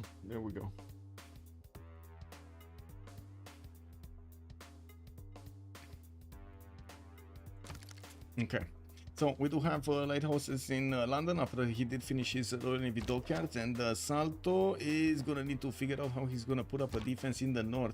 Already Babylon is finishing up his commercials, and of course the Palgums are starting to give him that extra food, allowing him to grow much faster. He has quite a few resources that he can improve next to the fresh water, and I'm pretty sure he's gonna be fast on his feet to do so. He did manage to get Liang in the capital, and I gotta say, is this gonna be, I gotta ask, is this gonna be Liang right side? Because he's about to get that second governor title, right? Where is he? Where is he? Let me actually take a look here. State workforce, I think, just finished. So he will have the choice in just a second here to select that second governor title. If he's going left 3, we won't see actually anything. He's going right 3. Look at the extra food. Horses went from 3 to 4. We got olives going from 3 to 4. Even that rice tile is actually 6 food. And of course the olive tiles on the left side are going to be 3 to 3. This olive tile is getting bonuses from both Palgums and of course Governor Liang over there, right 3.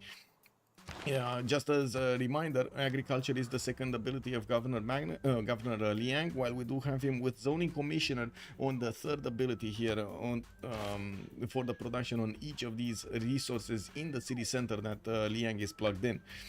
We will need to see also if he's gonna start going towards encampments, bronze working. I don't see him, but though he's getting mining next turn, and of course political philosophy in 5, we're gonna need to see if he's gonna follow up with an encampment here, because I gotta point out Zulu is gonna get very quickly a lot of points here for generals, and he might actually snatch all of the early generals, not allowing his opponents to get any. Zulu is making already 6 points a turn, and as you can see, he does have some builders coming around trying to chop some settlers maybe. We're gonna need to wait and see what is he gonna have to do with them right here. Come on, Tapir will show us the way. If he does manage to get another settler, he could place it on that rice tile towards the northeast to plug the choke so Portugal doesn't get to be hit on the North Sea. He could even later on put a harbor over there to actually trade with Portugal cap to cap. Now we do have Governor Moshe establishing the capital, and of course getting that extra culture from each district build, not to mention we do from each population, I mean, and we do have him with some more monuments so he can actually get his culture going. I don't see him chopping though. He's gonna start improving iron. Okay, so I was wrong. He didn't actually go for the chops. Probably that builder came from Nobamba and he wants to improve the iron tile more than he wants to improve anything else or chop anything else. He has the horses just improved. He's gonna get another tile there, making more production in Ulundi is gonna be a good thing. Taking a look at Dido with 4 cities, we do have him getting a Birim out so he can scout out the Mediterranean Sea in the south. Oh, he already has actually 2 scouts, a builder, a 1-charge builder. Look at that, man, going to scout for those huts in the south. While I do see Birim here coming up from Phoenicia, moving around the Libyan Sea. I do also notice we do have Magnus in the capital for Tyre, and yes, I do see in the other cities he's getting his Squadrons and monuments out from there. And why are these 2 players opening? Okay, good evening, sir. Yes, indeed. What the 3-2 citrus style is that? I remember seeing this, but I don't remember where I saw it. Oh my god, the 3-2 citrus style. Where is the 3-2? I'm pretty sure there was a hurricane that plowed through that territory there, but I don't remember where it is. Anyway, I'm hoping I'm gonna figure it out at some point. Anyway. We do have also Portugal getting Liang right side for the 4-3 sheep tile, 4-3 horses over here. We do have him with quite a few coastal resources that are also going to get the extra food and production. While he did place down his Gavron Plaza, he also has the harbor in the capital. We're going to need to see him probably get a campus here, and I'm actually quite curious. Is he going to chop that 3-3 beautiful stone tile? Is he actually going to do this? Oh, that sounds terrible, isn't it? Now, we do have him with an encampment from Coimbra. He is aware that he's going to need to trade punches with Phoenicia, and I would imagine Phoenicia is going to go for an encampment as well. We do have Pompi here first going for archery, while I do see Catherine de Medici getting his bronze working out next turn, and also his state workforce. Still no religion. We do have Catherine de Medici finishing his third holy site in 2 turns, and by the looks of it, France is going to get his prophet next turn. I do also notice Hypatia is at the moment the first scientist in the in the pool, and by the looks of it, nobody's making scientist points at the moment. Do we see anybody actually going for campuses? Nah, the beginning is only commercials here, commercial spawn. On Babylon, we do have, of course, the harbors on somebody else. By the looks of it, India is getting his encampment training projects in 2 turns. He's gonna try to get a project as quickly as possible so he can keep up with Zulu's acquirement of points. He did grab his great prophet, and since we're turn 30, this is a time we need to take a look. Is anybody not getting their golden age? Nah, everybody's getting their golden age, man. Professional players right here, getting them done. Wait, no more, only 720. Wait, it's only 720. Oh my god, give me a second. Oh my god, I didn't actually click this. Oh, I'm so sorry.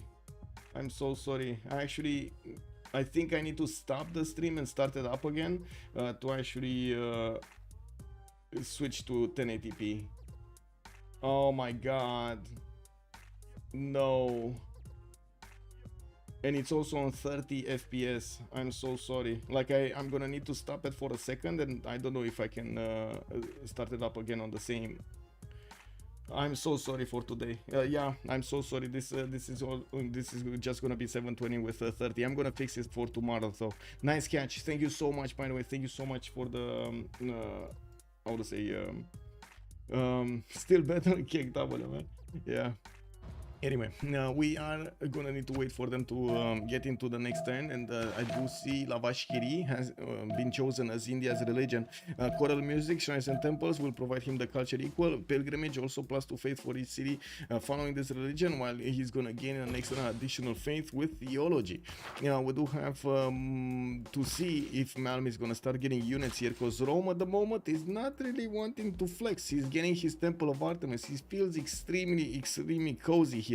Now I do see Liang again has been chosen in the capital for that right side, and yeah, there's the citrus style, the 5-2-2 citrus style. Now we do have Aquilea also getting first the campus. That's gonna be here. That's gonna be +4. Rome actually did build a campus as well. While I do know that actually, wait a second, Rome is the first one and the only one that went campuses. 2 great scientist points a turn. While he's not gonna get the gold per turn, other than his improved resources here, he does have a significant amount of bananas and deer tiles, and also some cocoa tiles to improve, so he can get 23 gold a turn. That is significant right now in the game, with 21 science and 17 culture. Catherine de Medici next to him, his opponent Sprig did put down an encampment in 3 turns finishing. He did get a religion, which is gonna be feed the world and tithe for the extra gold on each city converted, while Catherine de Medici is gonna get his monumentality. He does have 27 faith a turn to work with. Earth God is giving him quite a few points, and of course his adjacency from these holy sites are also gonna give him quite a few points. We do have him immediately buying builders from each city, so he can start improving. He has a decent amount of chops, and we're gonna need to see how is he gonna use them. Getting Gavron Plaza from Bordeaux, and I do see a very good campus spawn in the north on the coal tile. Now we also see him on only 9 science and 16 culture, 33 production. He definitely needs to get some more of that, and we're gonna need to see if he's actually gonna come to the south, because he has nowhere to go, and of course he really wants to get the general so he can defend himself, and this is where the problem will be. He needs to be extremely quick to chop it out, because otherwise his opponents are gonna already pick quite a few of these generals. We do have India about to get one, Zulu is about to get another one in 3 turns, just passively getting it, and Rome will 100% want one of his. Rome though is just putting a second encampment here from Mediolandum, and I think he's only working the card, so he doesn't actually have the ability to get a project out until he finishes his encampment and then put some more turns into that encampment training project. It's gonna take a while for that whole thing, a chain of events to happen. Looking at Dido, we do Malm is on 11 science and 16 culture. He does have 31 faith at 10 with 36 points of production. Getting getting another wave of settlers and building his government plaza from the city of Chennai. We do have Magnus establishing that in 3 turns, while I think his early trader was actually being sent the other way towards the capital, towards Governor Moksha. We might actually see a few chops being done here in that city center to get his government plaza with the specializing building of choice quickly, and we do need to see where is he gonna wanna settle. Right side? I would imagine he's gonna wanna settle right side. No, he wants to go against Rome over here. Yeah, we do have to take a look also on Pompi, 12 science, 21 culture with 49 points of production. He's still not the biggest one yet. We do have actually the biggest one, ETPI, with 64. On Pompi's side, he's on 4 cities, getting his campus out from Carthage. That's going to be a +1. I do notice in the capital, he barely reached 4th population to get his government plaza down, and he doesn't have an encampment. This might actually hurt him, because look at this, Portugal is actually getting an encampment project out from in 3 turns here, and I kind of tend to believe this is going to be a waste of production, seeing that India and Zulu really want one, and Catherine de Medici really wants to chop one. He doesn't really see all of the lands of Sprig here, does he? Let me actually take a look. He sees the amount of chops in Paris. Like, come on, let's be real. And look at the builders, right? He's gonna chop as quickly as possible, and this project is still gonna take at least 2 turns, and it's not gonna give him enough points to recruit that general immediately. We do have Portugal at the moment with only 3.4 points. It's gonna be 9 points, 10 points, 11 points actually. It's very close. I don't think he's gonna get 18 from the project though. He should get like 13 points or something from the project. Anyway, looking at Phyrsos, 20 science and 21 culture on Hammurabi, still on 3 cities, getting ancestral hall to keep spamming out those city centers everywhere. It has a decent amount of land to go for, and a lot of fresh water in the northwest, while in the south he definitely wants to get a city on that cocoa tile and try to bonk England. Salto is gonna have the city of Manchester being under attack here soon. I'm pretty sure Phyrsos is already planning that out. We do have him placing his government plaza in such a way that he's gonna give bonuses to 2 possible campuses, and of course we'll need to chop that banana for the second campus to happen. Is also gaining a lot of food from Liang right tree. I do think he actually went the right tree again, right? He went for the 3rd bully. Oh my god, he actually did go for the 3rd one. We got 1, 2, 3, 4, 5, 6 resources, possibly 7 resources in the capital that he can use with that promotion. Maybe actually 8 resources with the rice tile that he can use in the capital. That's gonna be a lot of food and production from the get-go. I mean, that city center is already 28 production with 32 food. And I gotta say, Hammurabi here is on 58 points of production in total. Now on Salto, 24 science, 22 culture to the south of Hammurabi. He is getting another settler out from Manchester, and I would imagine he's going for that shipbuilding. We do have some galleys moving around, and yeah, there we go. He already got shipbuilding. He knows that his only way to keep expanding is on this other side of the coast here on the left side, which, by the way, the land won't allow him to settle the cities closer than 3, because yeah, there we go. He's closer than 4 actually. He's gonna have the loyalty of London, or I should say the city spacement of London over here. We got Birmingham getting the lighthouses. Manchester also will need to get some for those internal trade routes, using Pingala in the capital for that extra science. We're gonna definitely need to see if Victoria is gonna manage to put up that defense. He's getting ancestral hall though, and this is a bit surprising to me, because I'm not really feeling that many cities here. Although I guess we're gonna need to see if he's gonna wanna keep on expanding to the right side. With some free builders, he could actually make these cities work quite quickly. We do have also Tapir, 9 science and 27 culture. Nobamba is getting a military engineer out. I do see a campus from that city center is also going to be placed. That's a +4 in between the mountains. Got his government plaza. Still no specializing building of choice. I would imagine he's actually going to get the Warlord's throne here, because already the military engineer is building the pathways towards France. And whoa, did I? Oh my god, did France just... France got left out of it. France got greedy, didn't want to chop his tiles. Remember, these builders were here for the last 2 turns. Didn't want to chop, and didn't get a general. Now we do have general on Portugal. CCPyro did get the general. Very nice. Now, how are the continents around England? One big continent, sir. One very big continent by the looks of it.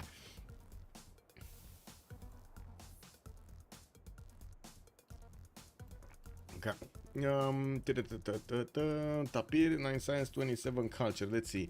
Magnus in the northern city of Nobamba. He does have horses coming around from Ulundi, also building up his barracks count. I do see Rome also picked up a general, while I do see a general on India. Now we do have Stonehenge also getting built over there in Chandragupta's territory. Okay, we're gonna come back to this because at the moment Zulu, well, he is planning the war, but it's taking quite a bit of time to get everything done, and in the meantime he does need to take care of this French scout in the south that's pillaging his tiles here. Now we do have ETPI with already 41 science and 39 culture. If he actually plays this correctly, he could get enough gold to the courser timing. He's two-turning Wall of Throne from the capital, and of course will have a lot of damage against France's Sprig, against Sprig's France. We do have him getting another library from Mediolandum. Looking at the tech side, he's getting shipbuilding here, and I do see he did prioritize getting a lot more science than, of course, getting his production up.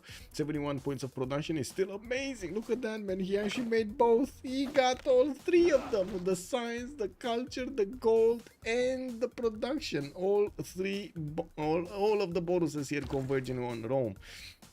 Goddess of Festivals also gonna give him that extra culture from these improved bonus resources and luxury resources. His bananas, his cocoa tiles, his coffee tiles. I do see some citrus tiles here. This is gonna be quite a bit of culture for him, and he still has more of these plantations to go on the left side. No nice policy cards. Yeah, no nice policy cards. You don't get the colonial taxes anymore, unfortunately. No. That TOA is like a plus 12. Oh my god, we didn't actually take a TOA. 1, 2, 3, 4, 5, 6, 7, 8, 9, 10, 11. Plus 12. And 12 with the banana over here. Oh wait, he can get this one also. It's a 13. From the cocoa tile to the northeast, it's 13. Holy moly. Anyway, it doesn't have any units yet, unless you take into account this archer and this scout. France will need to get some units here, and I do notice his army of builders are chopping all of this territory extremely quickly. With Magnus in the capital, we'll start to get those settlers out, and it looks like the south is going to be his direction. Still doesn't have a general. We definitely need to see if Rome is going to manage to bonk his opponent here at that courser timing. Going for masonry does make sense. We're actually going to need to see him discover castles technology here, and of course he does need construction and iron working for it. It's just a matter of time, I guess. Now let's actually take a look here on England. Nothing's happening. We do have a Babylonian scout that will need to trade some punches with that English archer, and right now that archer does have movement, so I don't think the scout wants to do anything here. He needs to get out of there. We do have Babylon also moving his extra settlers north and east and south. He's gonna get these going extremely quickly, while from the second city he's also gonna try to get hanging gardens in the meantime. This is gonna give him that extra fertility, around that extra 15% growth in all cities, which is going to be so valuable. We do have Eshuna also getting another settler in 2 turns, while he did place down the Colosseum. This is very fast. 5 turning a Colosseum here in that city of Babylon. We do already have the arena built, and he's on 35 points of production, 34.7 to be exact. Let's take a look here. We do have India finishing his Stonehenge. That means he did manage to get the 3rd religion, and it will be Crusade. Oh, we got it going. Adam, yeah, he counted, and it's 14. It is actually 14. I was hoping CPS could make a huge comeback and give me 48,000 channel points for the minimal investment. Oh well, 10,000 isn't that bad if CPS wins. Let's actually see what they're gonna do today.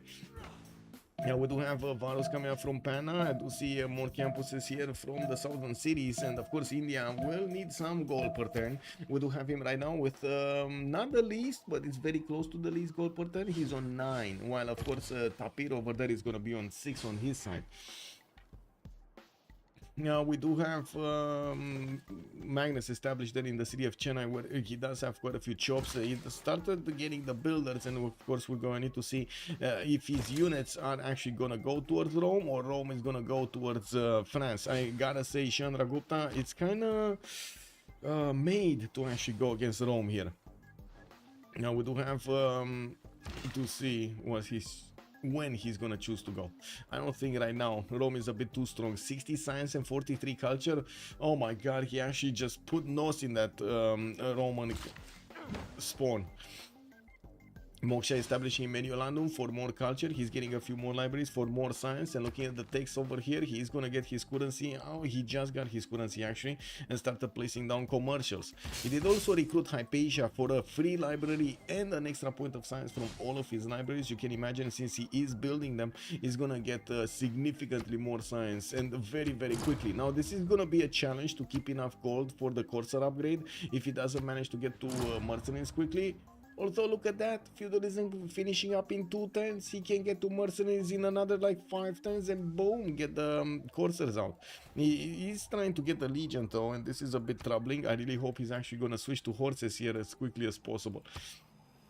We do have Babylon finishing Hanging Gardens in 4. To the south, Manchester is going to receive Moksha.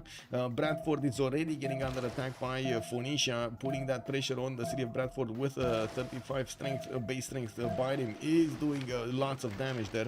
There is a galley coming out in 4, but I think that city is going to fall much faster, isn't it? Like next 10, Pompi, just there we go. And another one of those scouts did just sacrifice himself against the city of Bradford.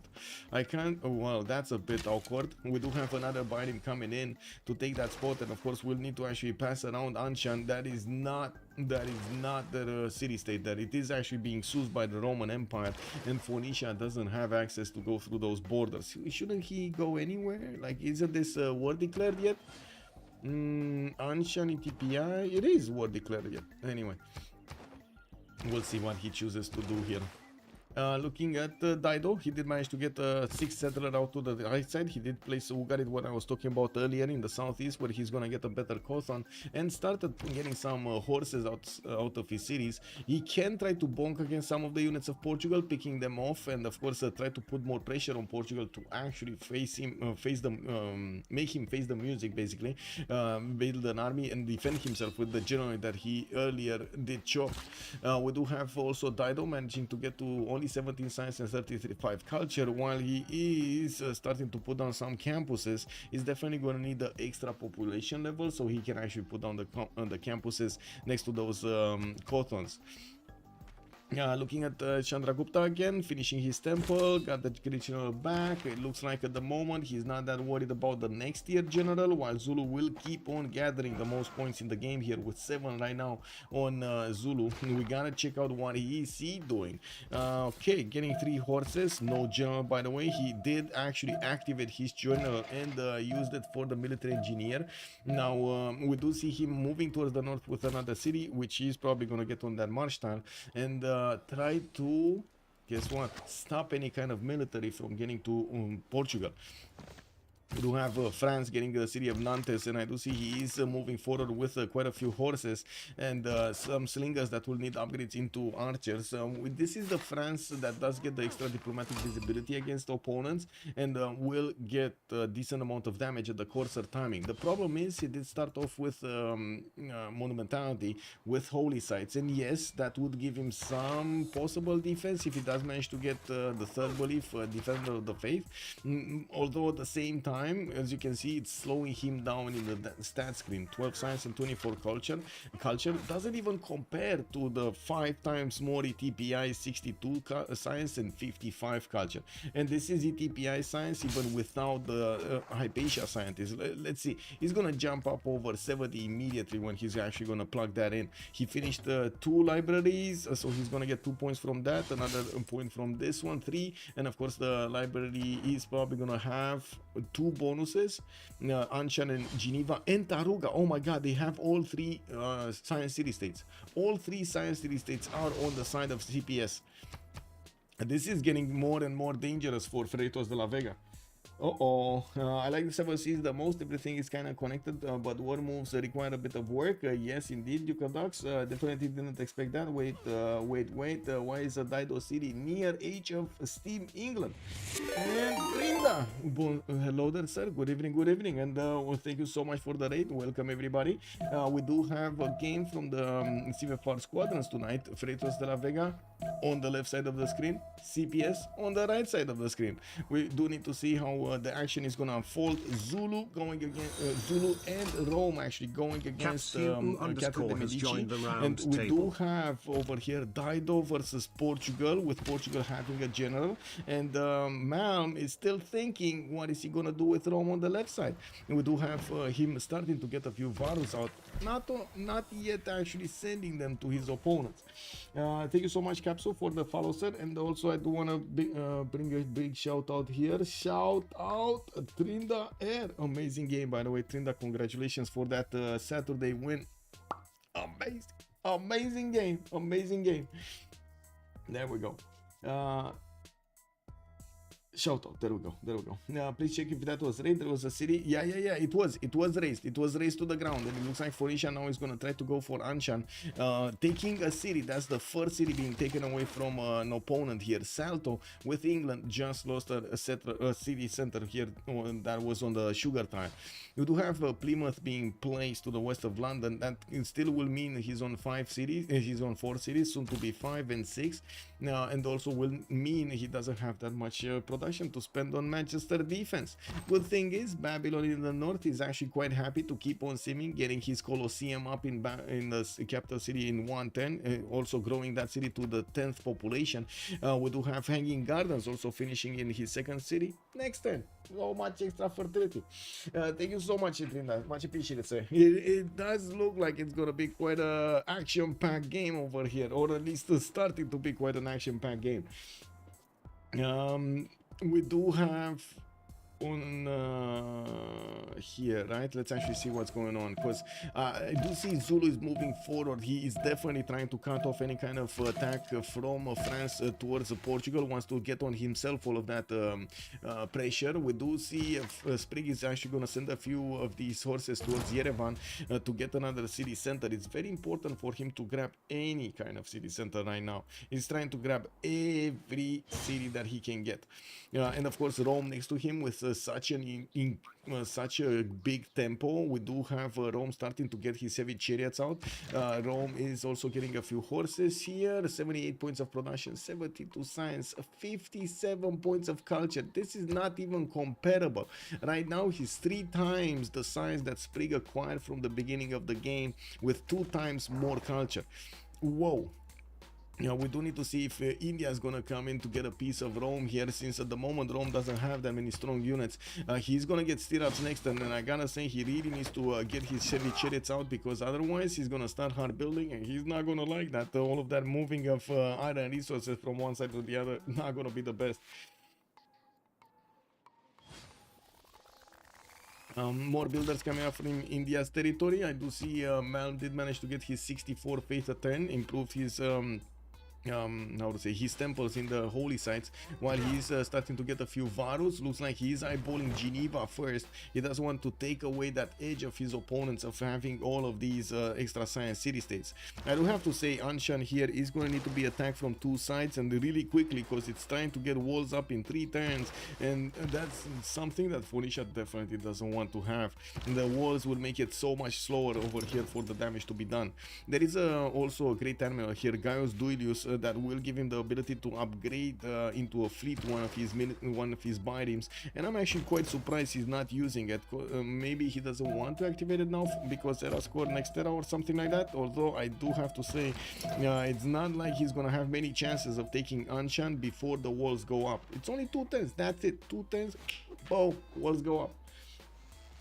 We do need to see if also Phoenicia is going to manage to get a good defense from Portugal, or attack into Portugal's territory. Only 2 horses here deployed by Portugal on the right side, while I do see he's busy building more builders. We do have Portugal managing to guess what? Not making any gold. He's only on 22 gold a turn. And I do see finally we do have a city that he could trade to his opponent here. We got Zulu getting more horses, finishing his Warlord's Throne. And of course I do see France is already putting a bit of pressure on him. I gotta say these archers will be exposed to all of these horses of Zulu.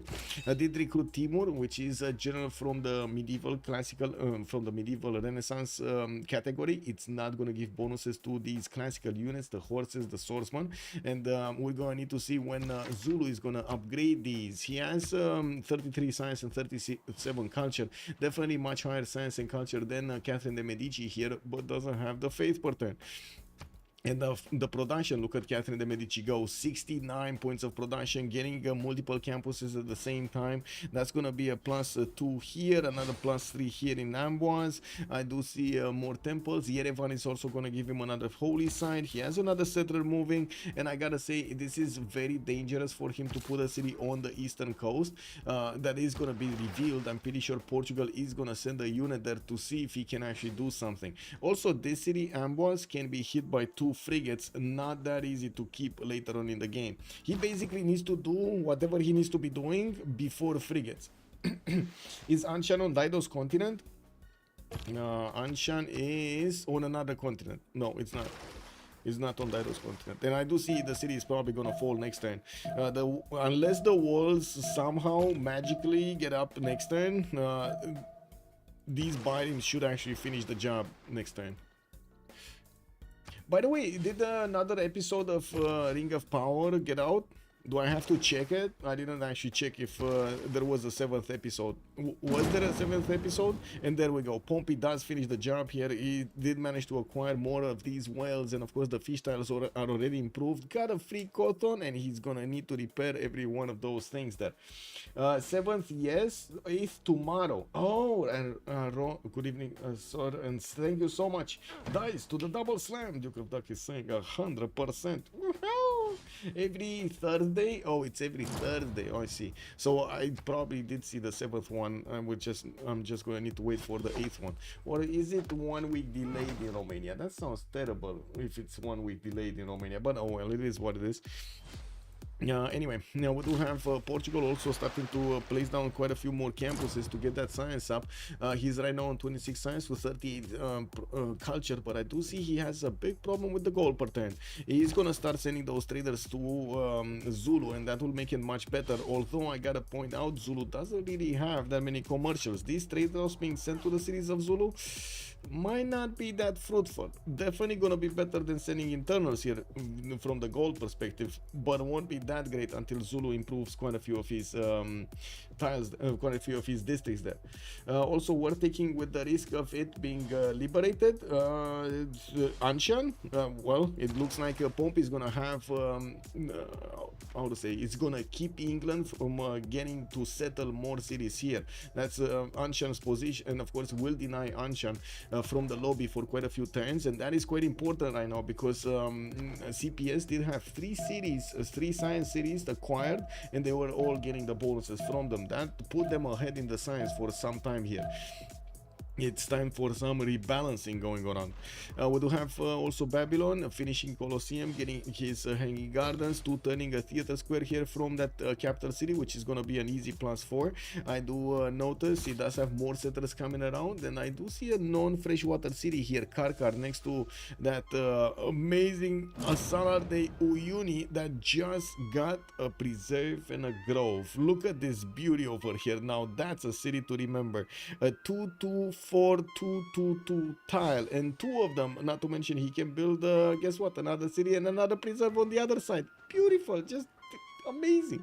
Anyway, another mid-city state has been taken out. Which one was this? Geneva, another city falls, more science being taken away from their opponents from CPS. Looks like ETPI is down to 60 science right now from 70 plus. We do need to take a look here what's going on. We got Rome actually putting quite a few heavy chariots on the western side of his border. He might be thinking of going against Indians, since he did see some part of India's army is deployed to Geneva. We do need to see if ETPI is going to receive enough gold. Oh, there go the upgrades. We got 5 possible knights that can be upgraded with a settler, another settler coming off from Rome next turn, and we do need to see if he's gonna start marching also next turn toward the capital city of India here, Malm's capital city. Victory 3 turns from Calcutta. We do have a campus from Bangalore in 5 tiles there. Okay.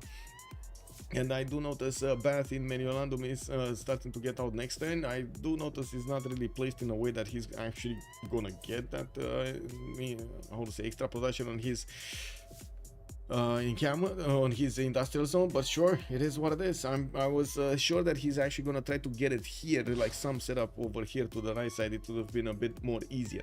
Anyway, Sprig is starting to actually do some damage against Zulu's units. He did figure out that, okay, what, Zulu doesn't actually have a general working, right? He did choose to put a military. He's gonna get a Billy engineer over here. It looks like Tapir is trying to put it back in the city of Baba Nango, sheep tentering it in there while Sprig was about to snatch it. Yeah, this horse though, I don't see this horse well. This horse does look like it's fallen. It's fallen. We got the archers. Oh, never mind. The Sprig doesn't want to go to entangle himself with the Zulu's units. I do see he's trying to get them back, getting some more promotions on his archers, and well, we'll keep on tapping those opponents. We do have heavy chariots from Zulu, and I do have to point out Sprig. Yes, he's getting more science, but it's still a long way from the science level of Tapir or ETPI next to him. We do have Tapir on 34 in the total tap. He did this. Oh, wait a second. Tapir didn't actually discover that much more science than Catherine. It's only 379 points, while Sprig did only get 310. Okay, let's see what's gonna happen here. We got temples from Toulouse, encampment training project from Paris, and he definitely wants to get one of these medieval Renaissance ones. The castle timing is usually the timing when Catherine de Medici wants to punch out, because he gets that extra diplo spy and of course the extra diplomatic visibility over his opponent. It's a free spy that you get at castles, and why not get it, right?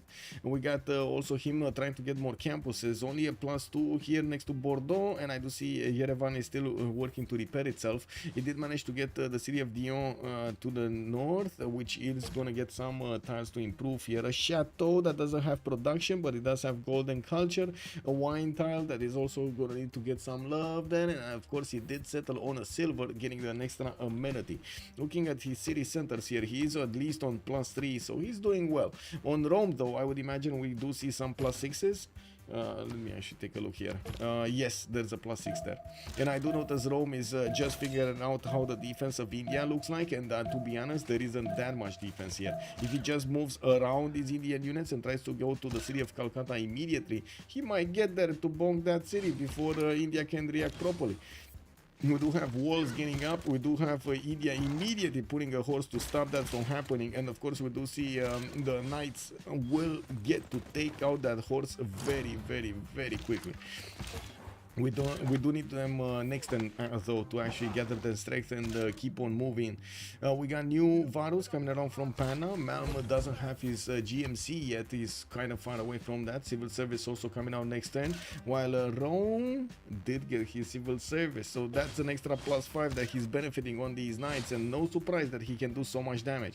Actually, this knight can attack into that horse. This one I don't know, I don't think so, but this one can definitely attack. You see it says 1, can definitely attack that.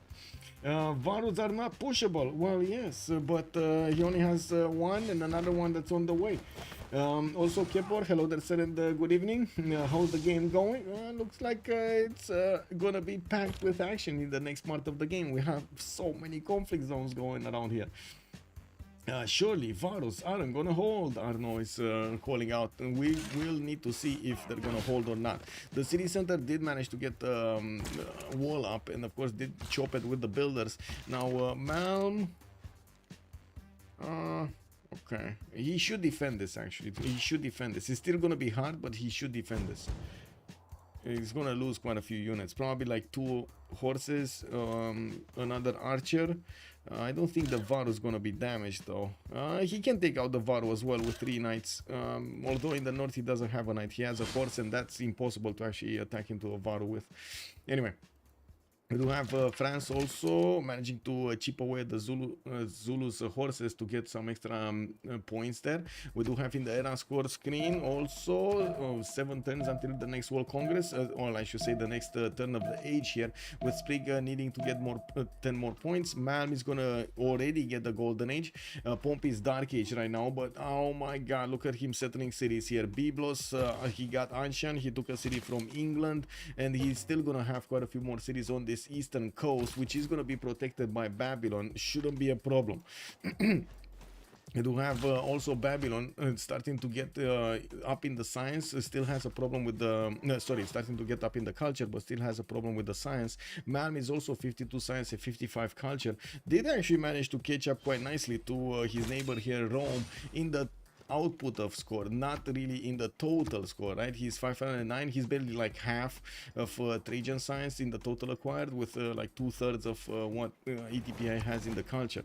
Yeah, less than 2/3. Okay, sure, if we wanna be exact here. Then we do have Magnus being placed in Anshan. We might actually see a few chops from a builder coming out next turn, and of course I do see he has quite a few 3/3 tiles here to benefit from. There must have been some very good, very benevolent hurricane just passing through and upgrading these tiles here.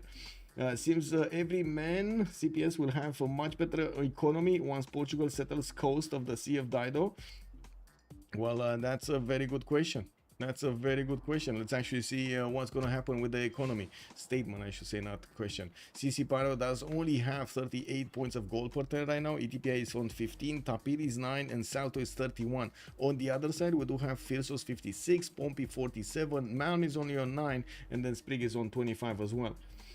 He can canal from Anshan into England. Canal from Anshan into England. He could canal. Yes, he could over here, right on the 2-1. He could canal into England. The question is, will he start building boats? Because England does have a few of them in the choke points there. And I would imagine he's gonna need to get a unit on that tile so he blocks any kind of improvement.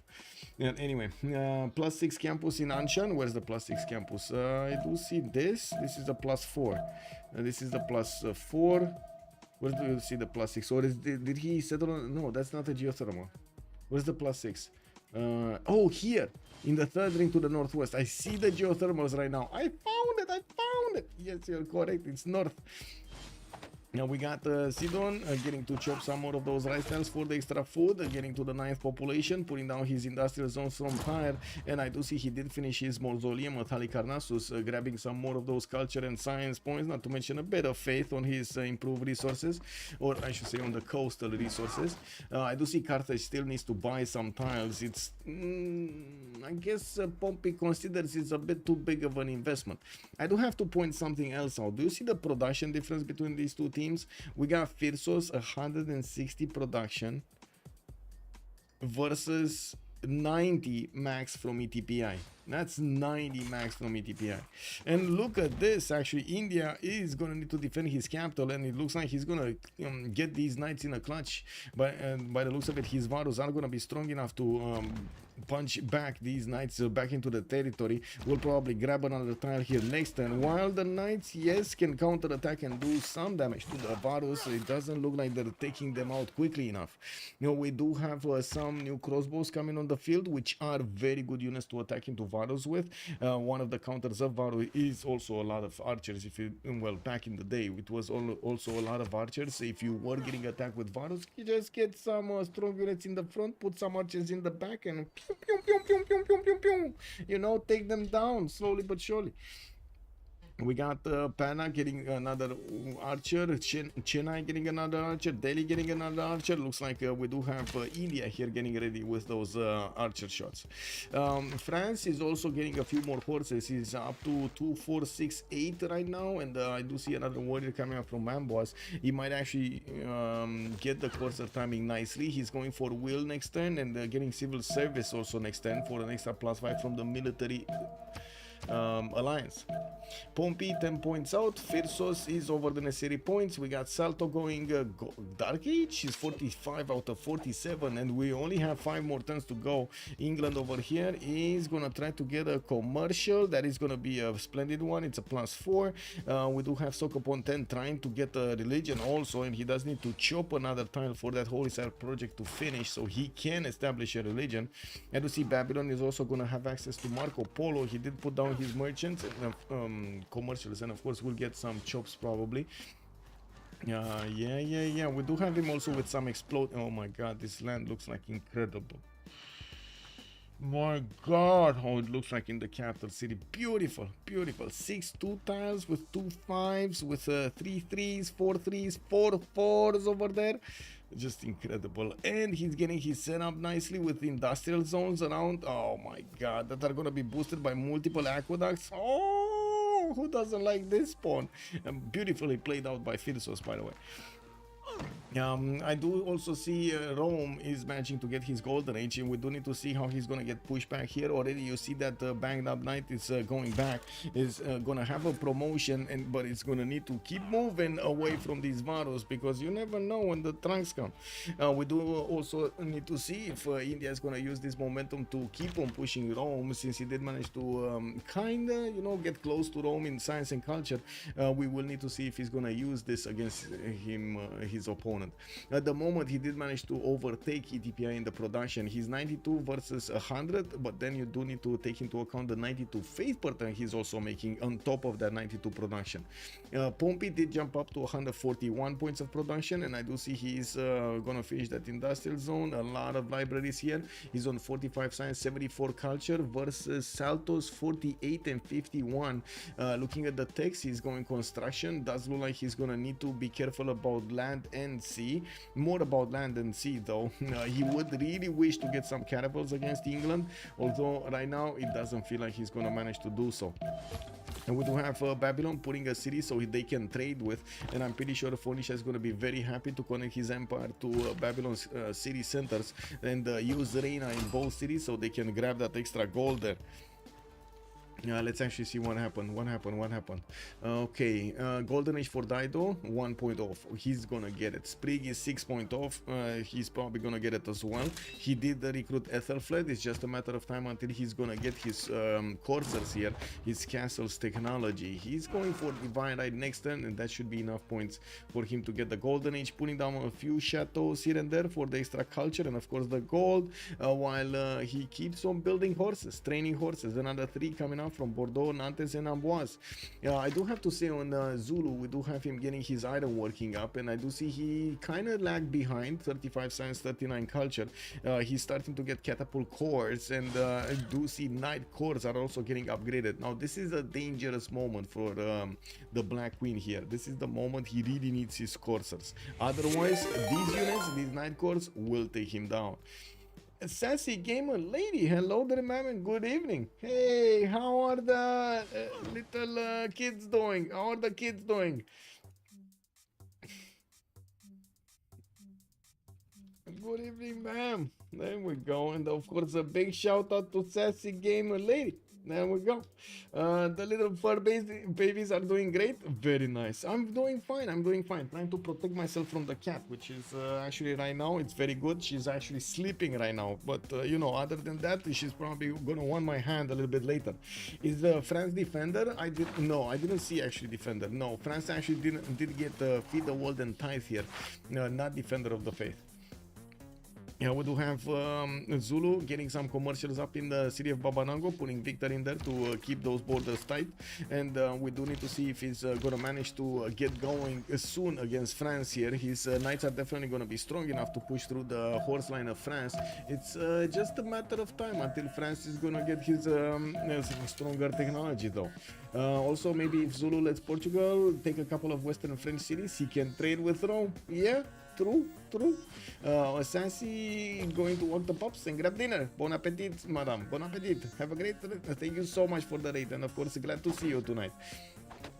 Yeah, we do have to take a look how England is going to get to fend off tanks here on the seas or on the land. We do have more jobs available for Babylon to go for, and of course with that much more science and culture, we're going to need to see if Babylon is going to hit a higher timing. 213 points of production for Phyrsos. He's just steaming ahead here with double the amount of points that Trajan is making on the production screen. Blair, good evening, sir, and welcome. What's the continent situation in France? It's one big. No, it's actually two continents. He's on the. Oh yeah, I remember. It's the tiny red continent. Oh my god, this looks like my damaged toe over here. I did tell you that a few days ago. I actually damaged my toe while I was in the pause and coming back to the pause, and I actually. Oh my god, it's still there. It's still a wound there. It is what it is, man. It is what it is. Okay, no boats, no new boats from Phoenicia. We do have him just looking at the units of Portugal, not actually pushing through, getting his granaries, getting more workshops, and adding more production points to his empire. While his lighthouses are going to be finished, he's going to have an international trade route to send his traders to. I'd also notice still there is more gold being generated by Freritos de la Vega than we do see on the side of CPS. Now we do have India successfully pushing back Rome here from his side of the tree. We do see also India starting to get another one of these settlers, and to be honest, he could just settle a city here, by the way, between the two bananas, and get those trade routes going towards France, because yes, Arpino did get settled, although to imagine this is gonna stay, or this city is actually gonna get a lot of galleys here, I would think not, right? I would think not. We do have Rome actually putting a settler right in the face of India. Wow! Right? Wait a second. He's putting a city in the face of India that has crusade.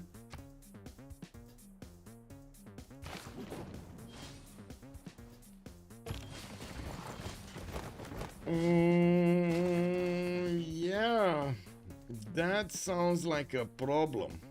This city is gonna get converted, and quite quickly, I would say. Yeah, converts in 2 turns, it's growing in 7. I think it's gonna convert well before it grows, right?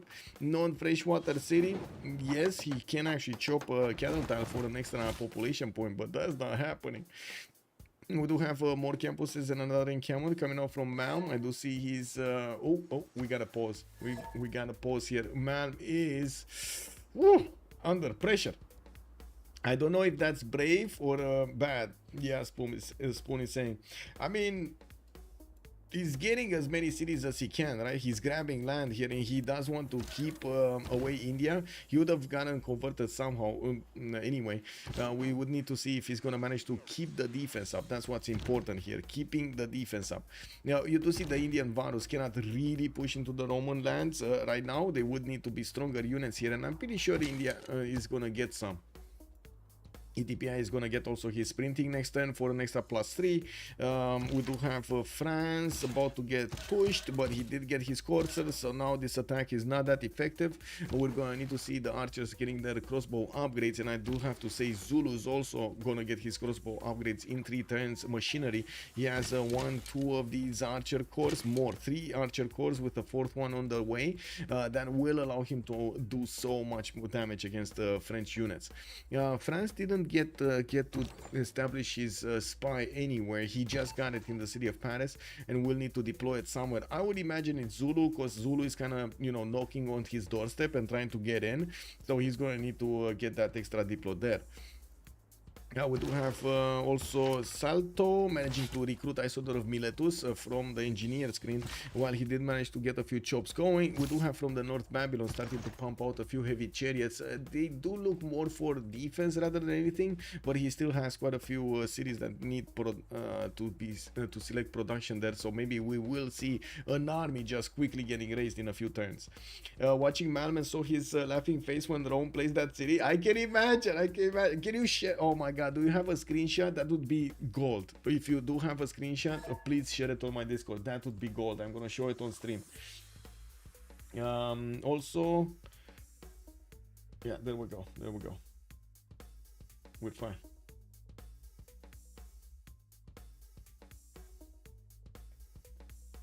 I might need to get another coffee though.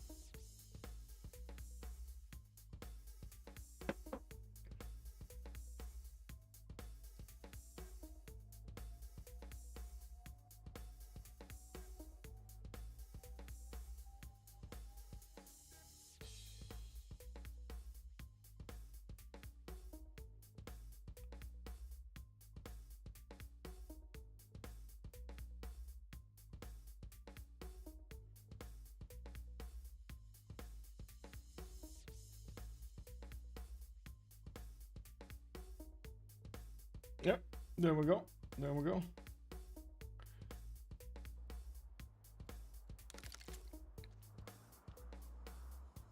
Okay, so units. Let's see. Babylon is gonna get new builders. Oh my god, how many builders he has in his territory. This is a massive effort from Babylon to improve everything as quickly as possible. This is 10, 30, 53, and we do see 1, 2, 3, 4, 5, 6, 7, 8, 9, 10 builders and more coming out. 11 builders and more getting built.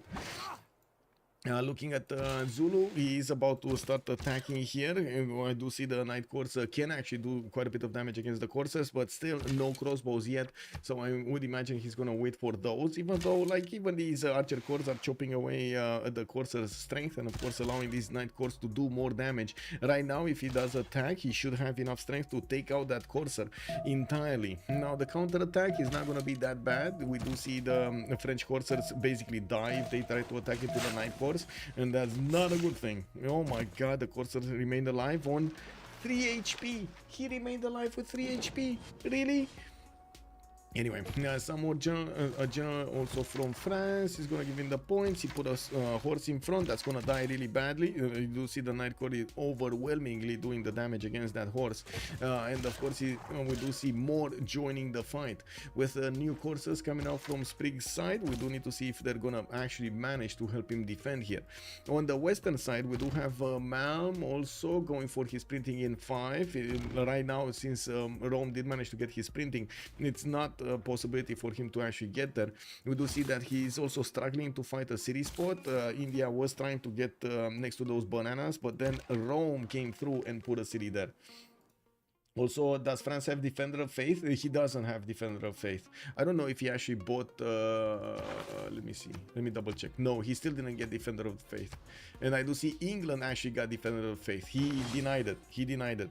He was getting a religion here in Stock upon Trent and he denied it.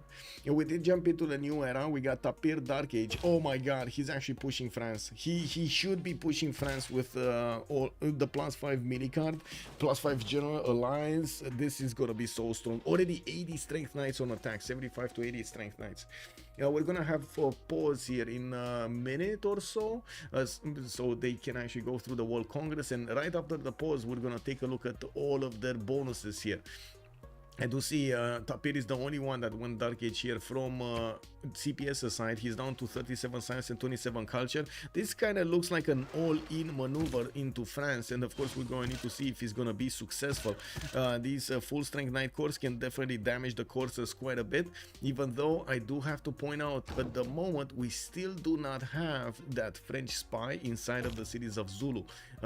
France at the moment is not benefiting from that extra ability. He did buy out an apostle though, and makes me wonder what is he gonna do with it. Looking at this city though, I do see Puteoli did not actually convert yet, and ETPI did find a moment, a weakness in India's defense. He's gonna lose a knight here, while I do notice India is gonna need to rebuild quite a few. We got a victory before Though its face may change throughout the ages, victory before the Congress. history is written from the hand of the victor. Babylon's muscles were getting out of his shirt over there. Oh my god, did you see Babylon's production at the end? This is actually By GG. your actions This is the GG. CCPyro called it out. This is actually a GG. Incredible. Let me actually take a quick pic here. Oh my god, I can't believe this was actually a CC. That was so quick. Unbelievable. One era.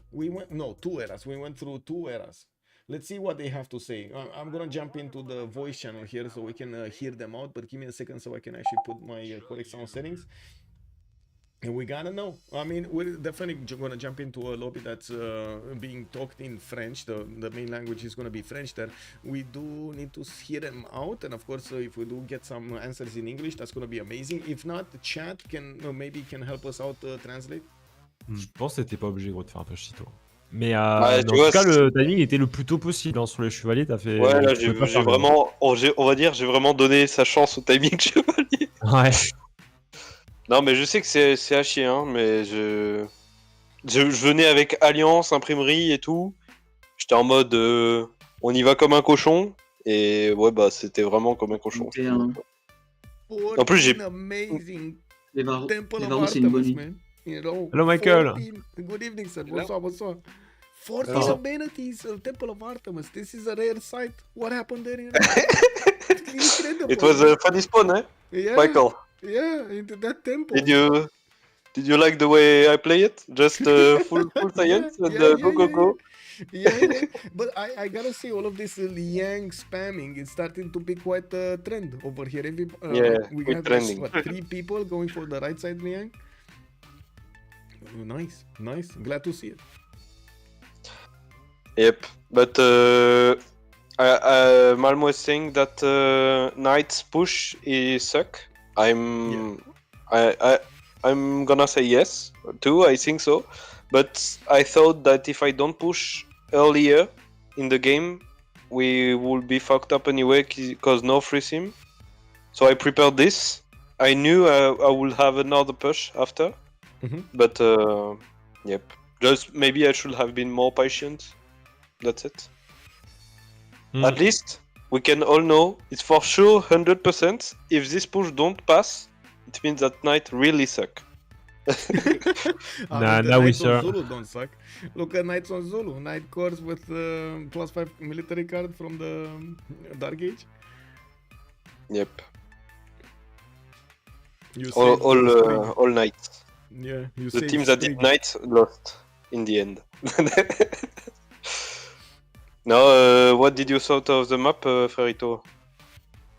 I think we don't have really a free sim, so Well, Vicky is kind of pressing now. I don't know. She can expand. She's on the Dido Yes. version, so Yeah, Dido canal can get through. I mean, Vicky could have gone Canada as well, no? I mean, all cities against all cities.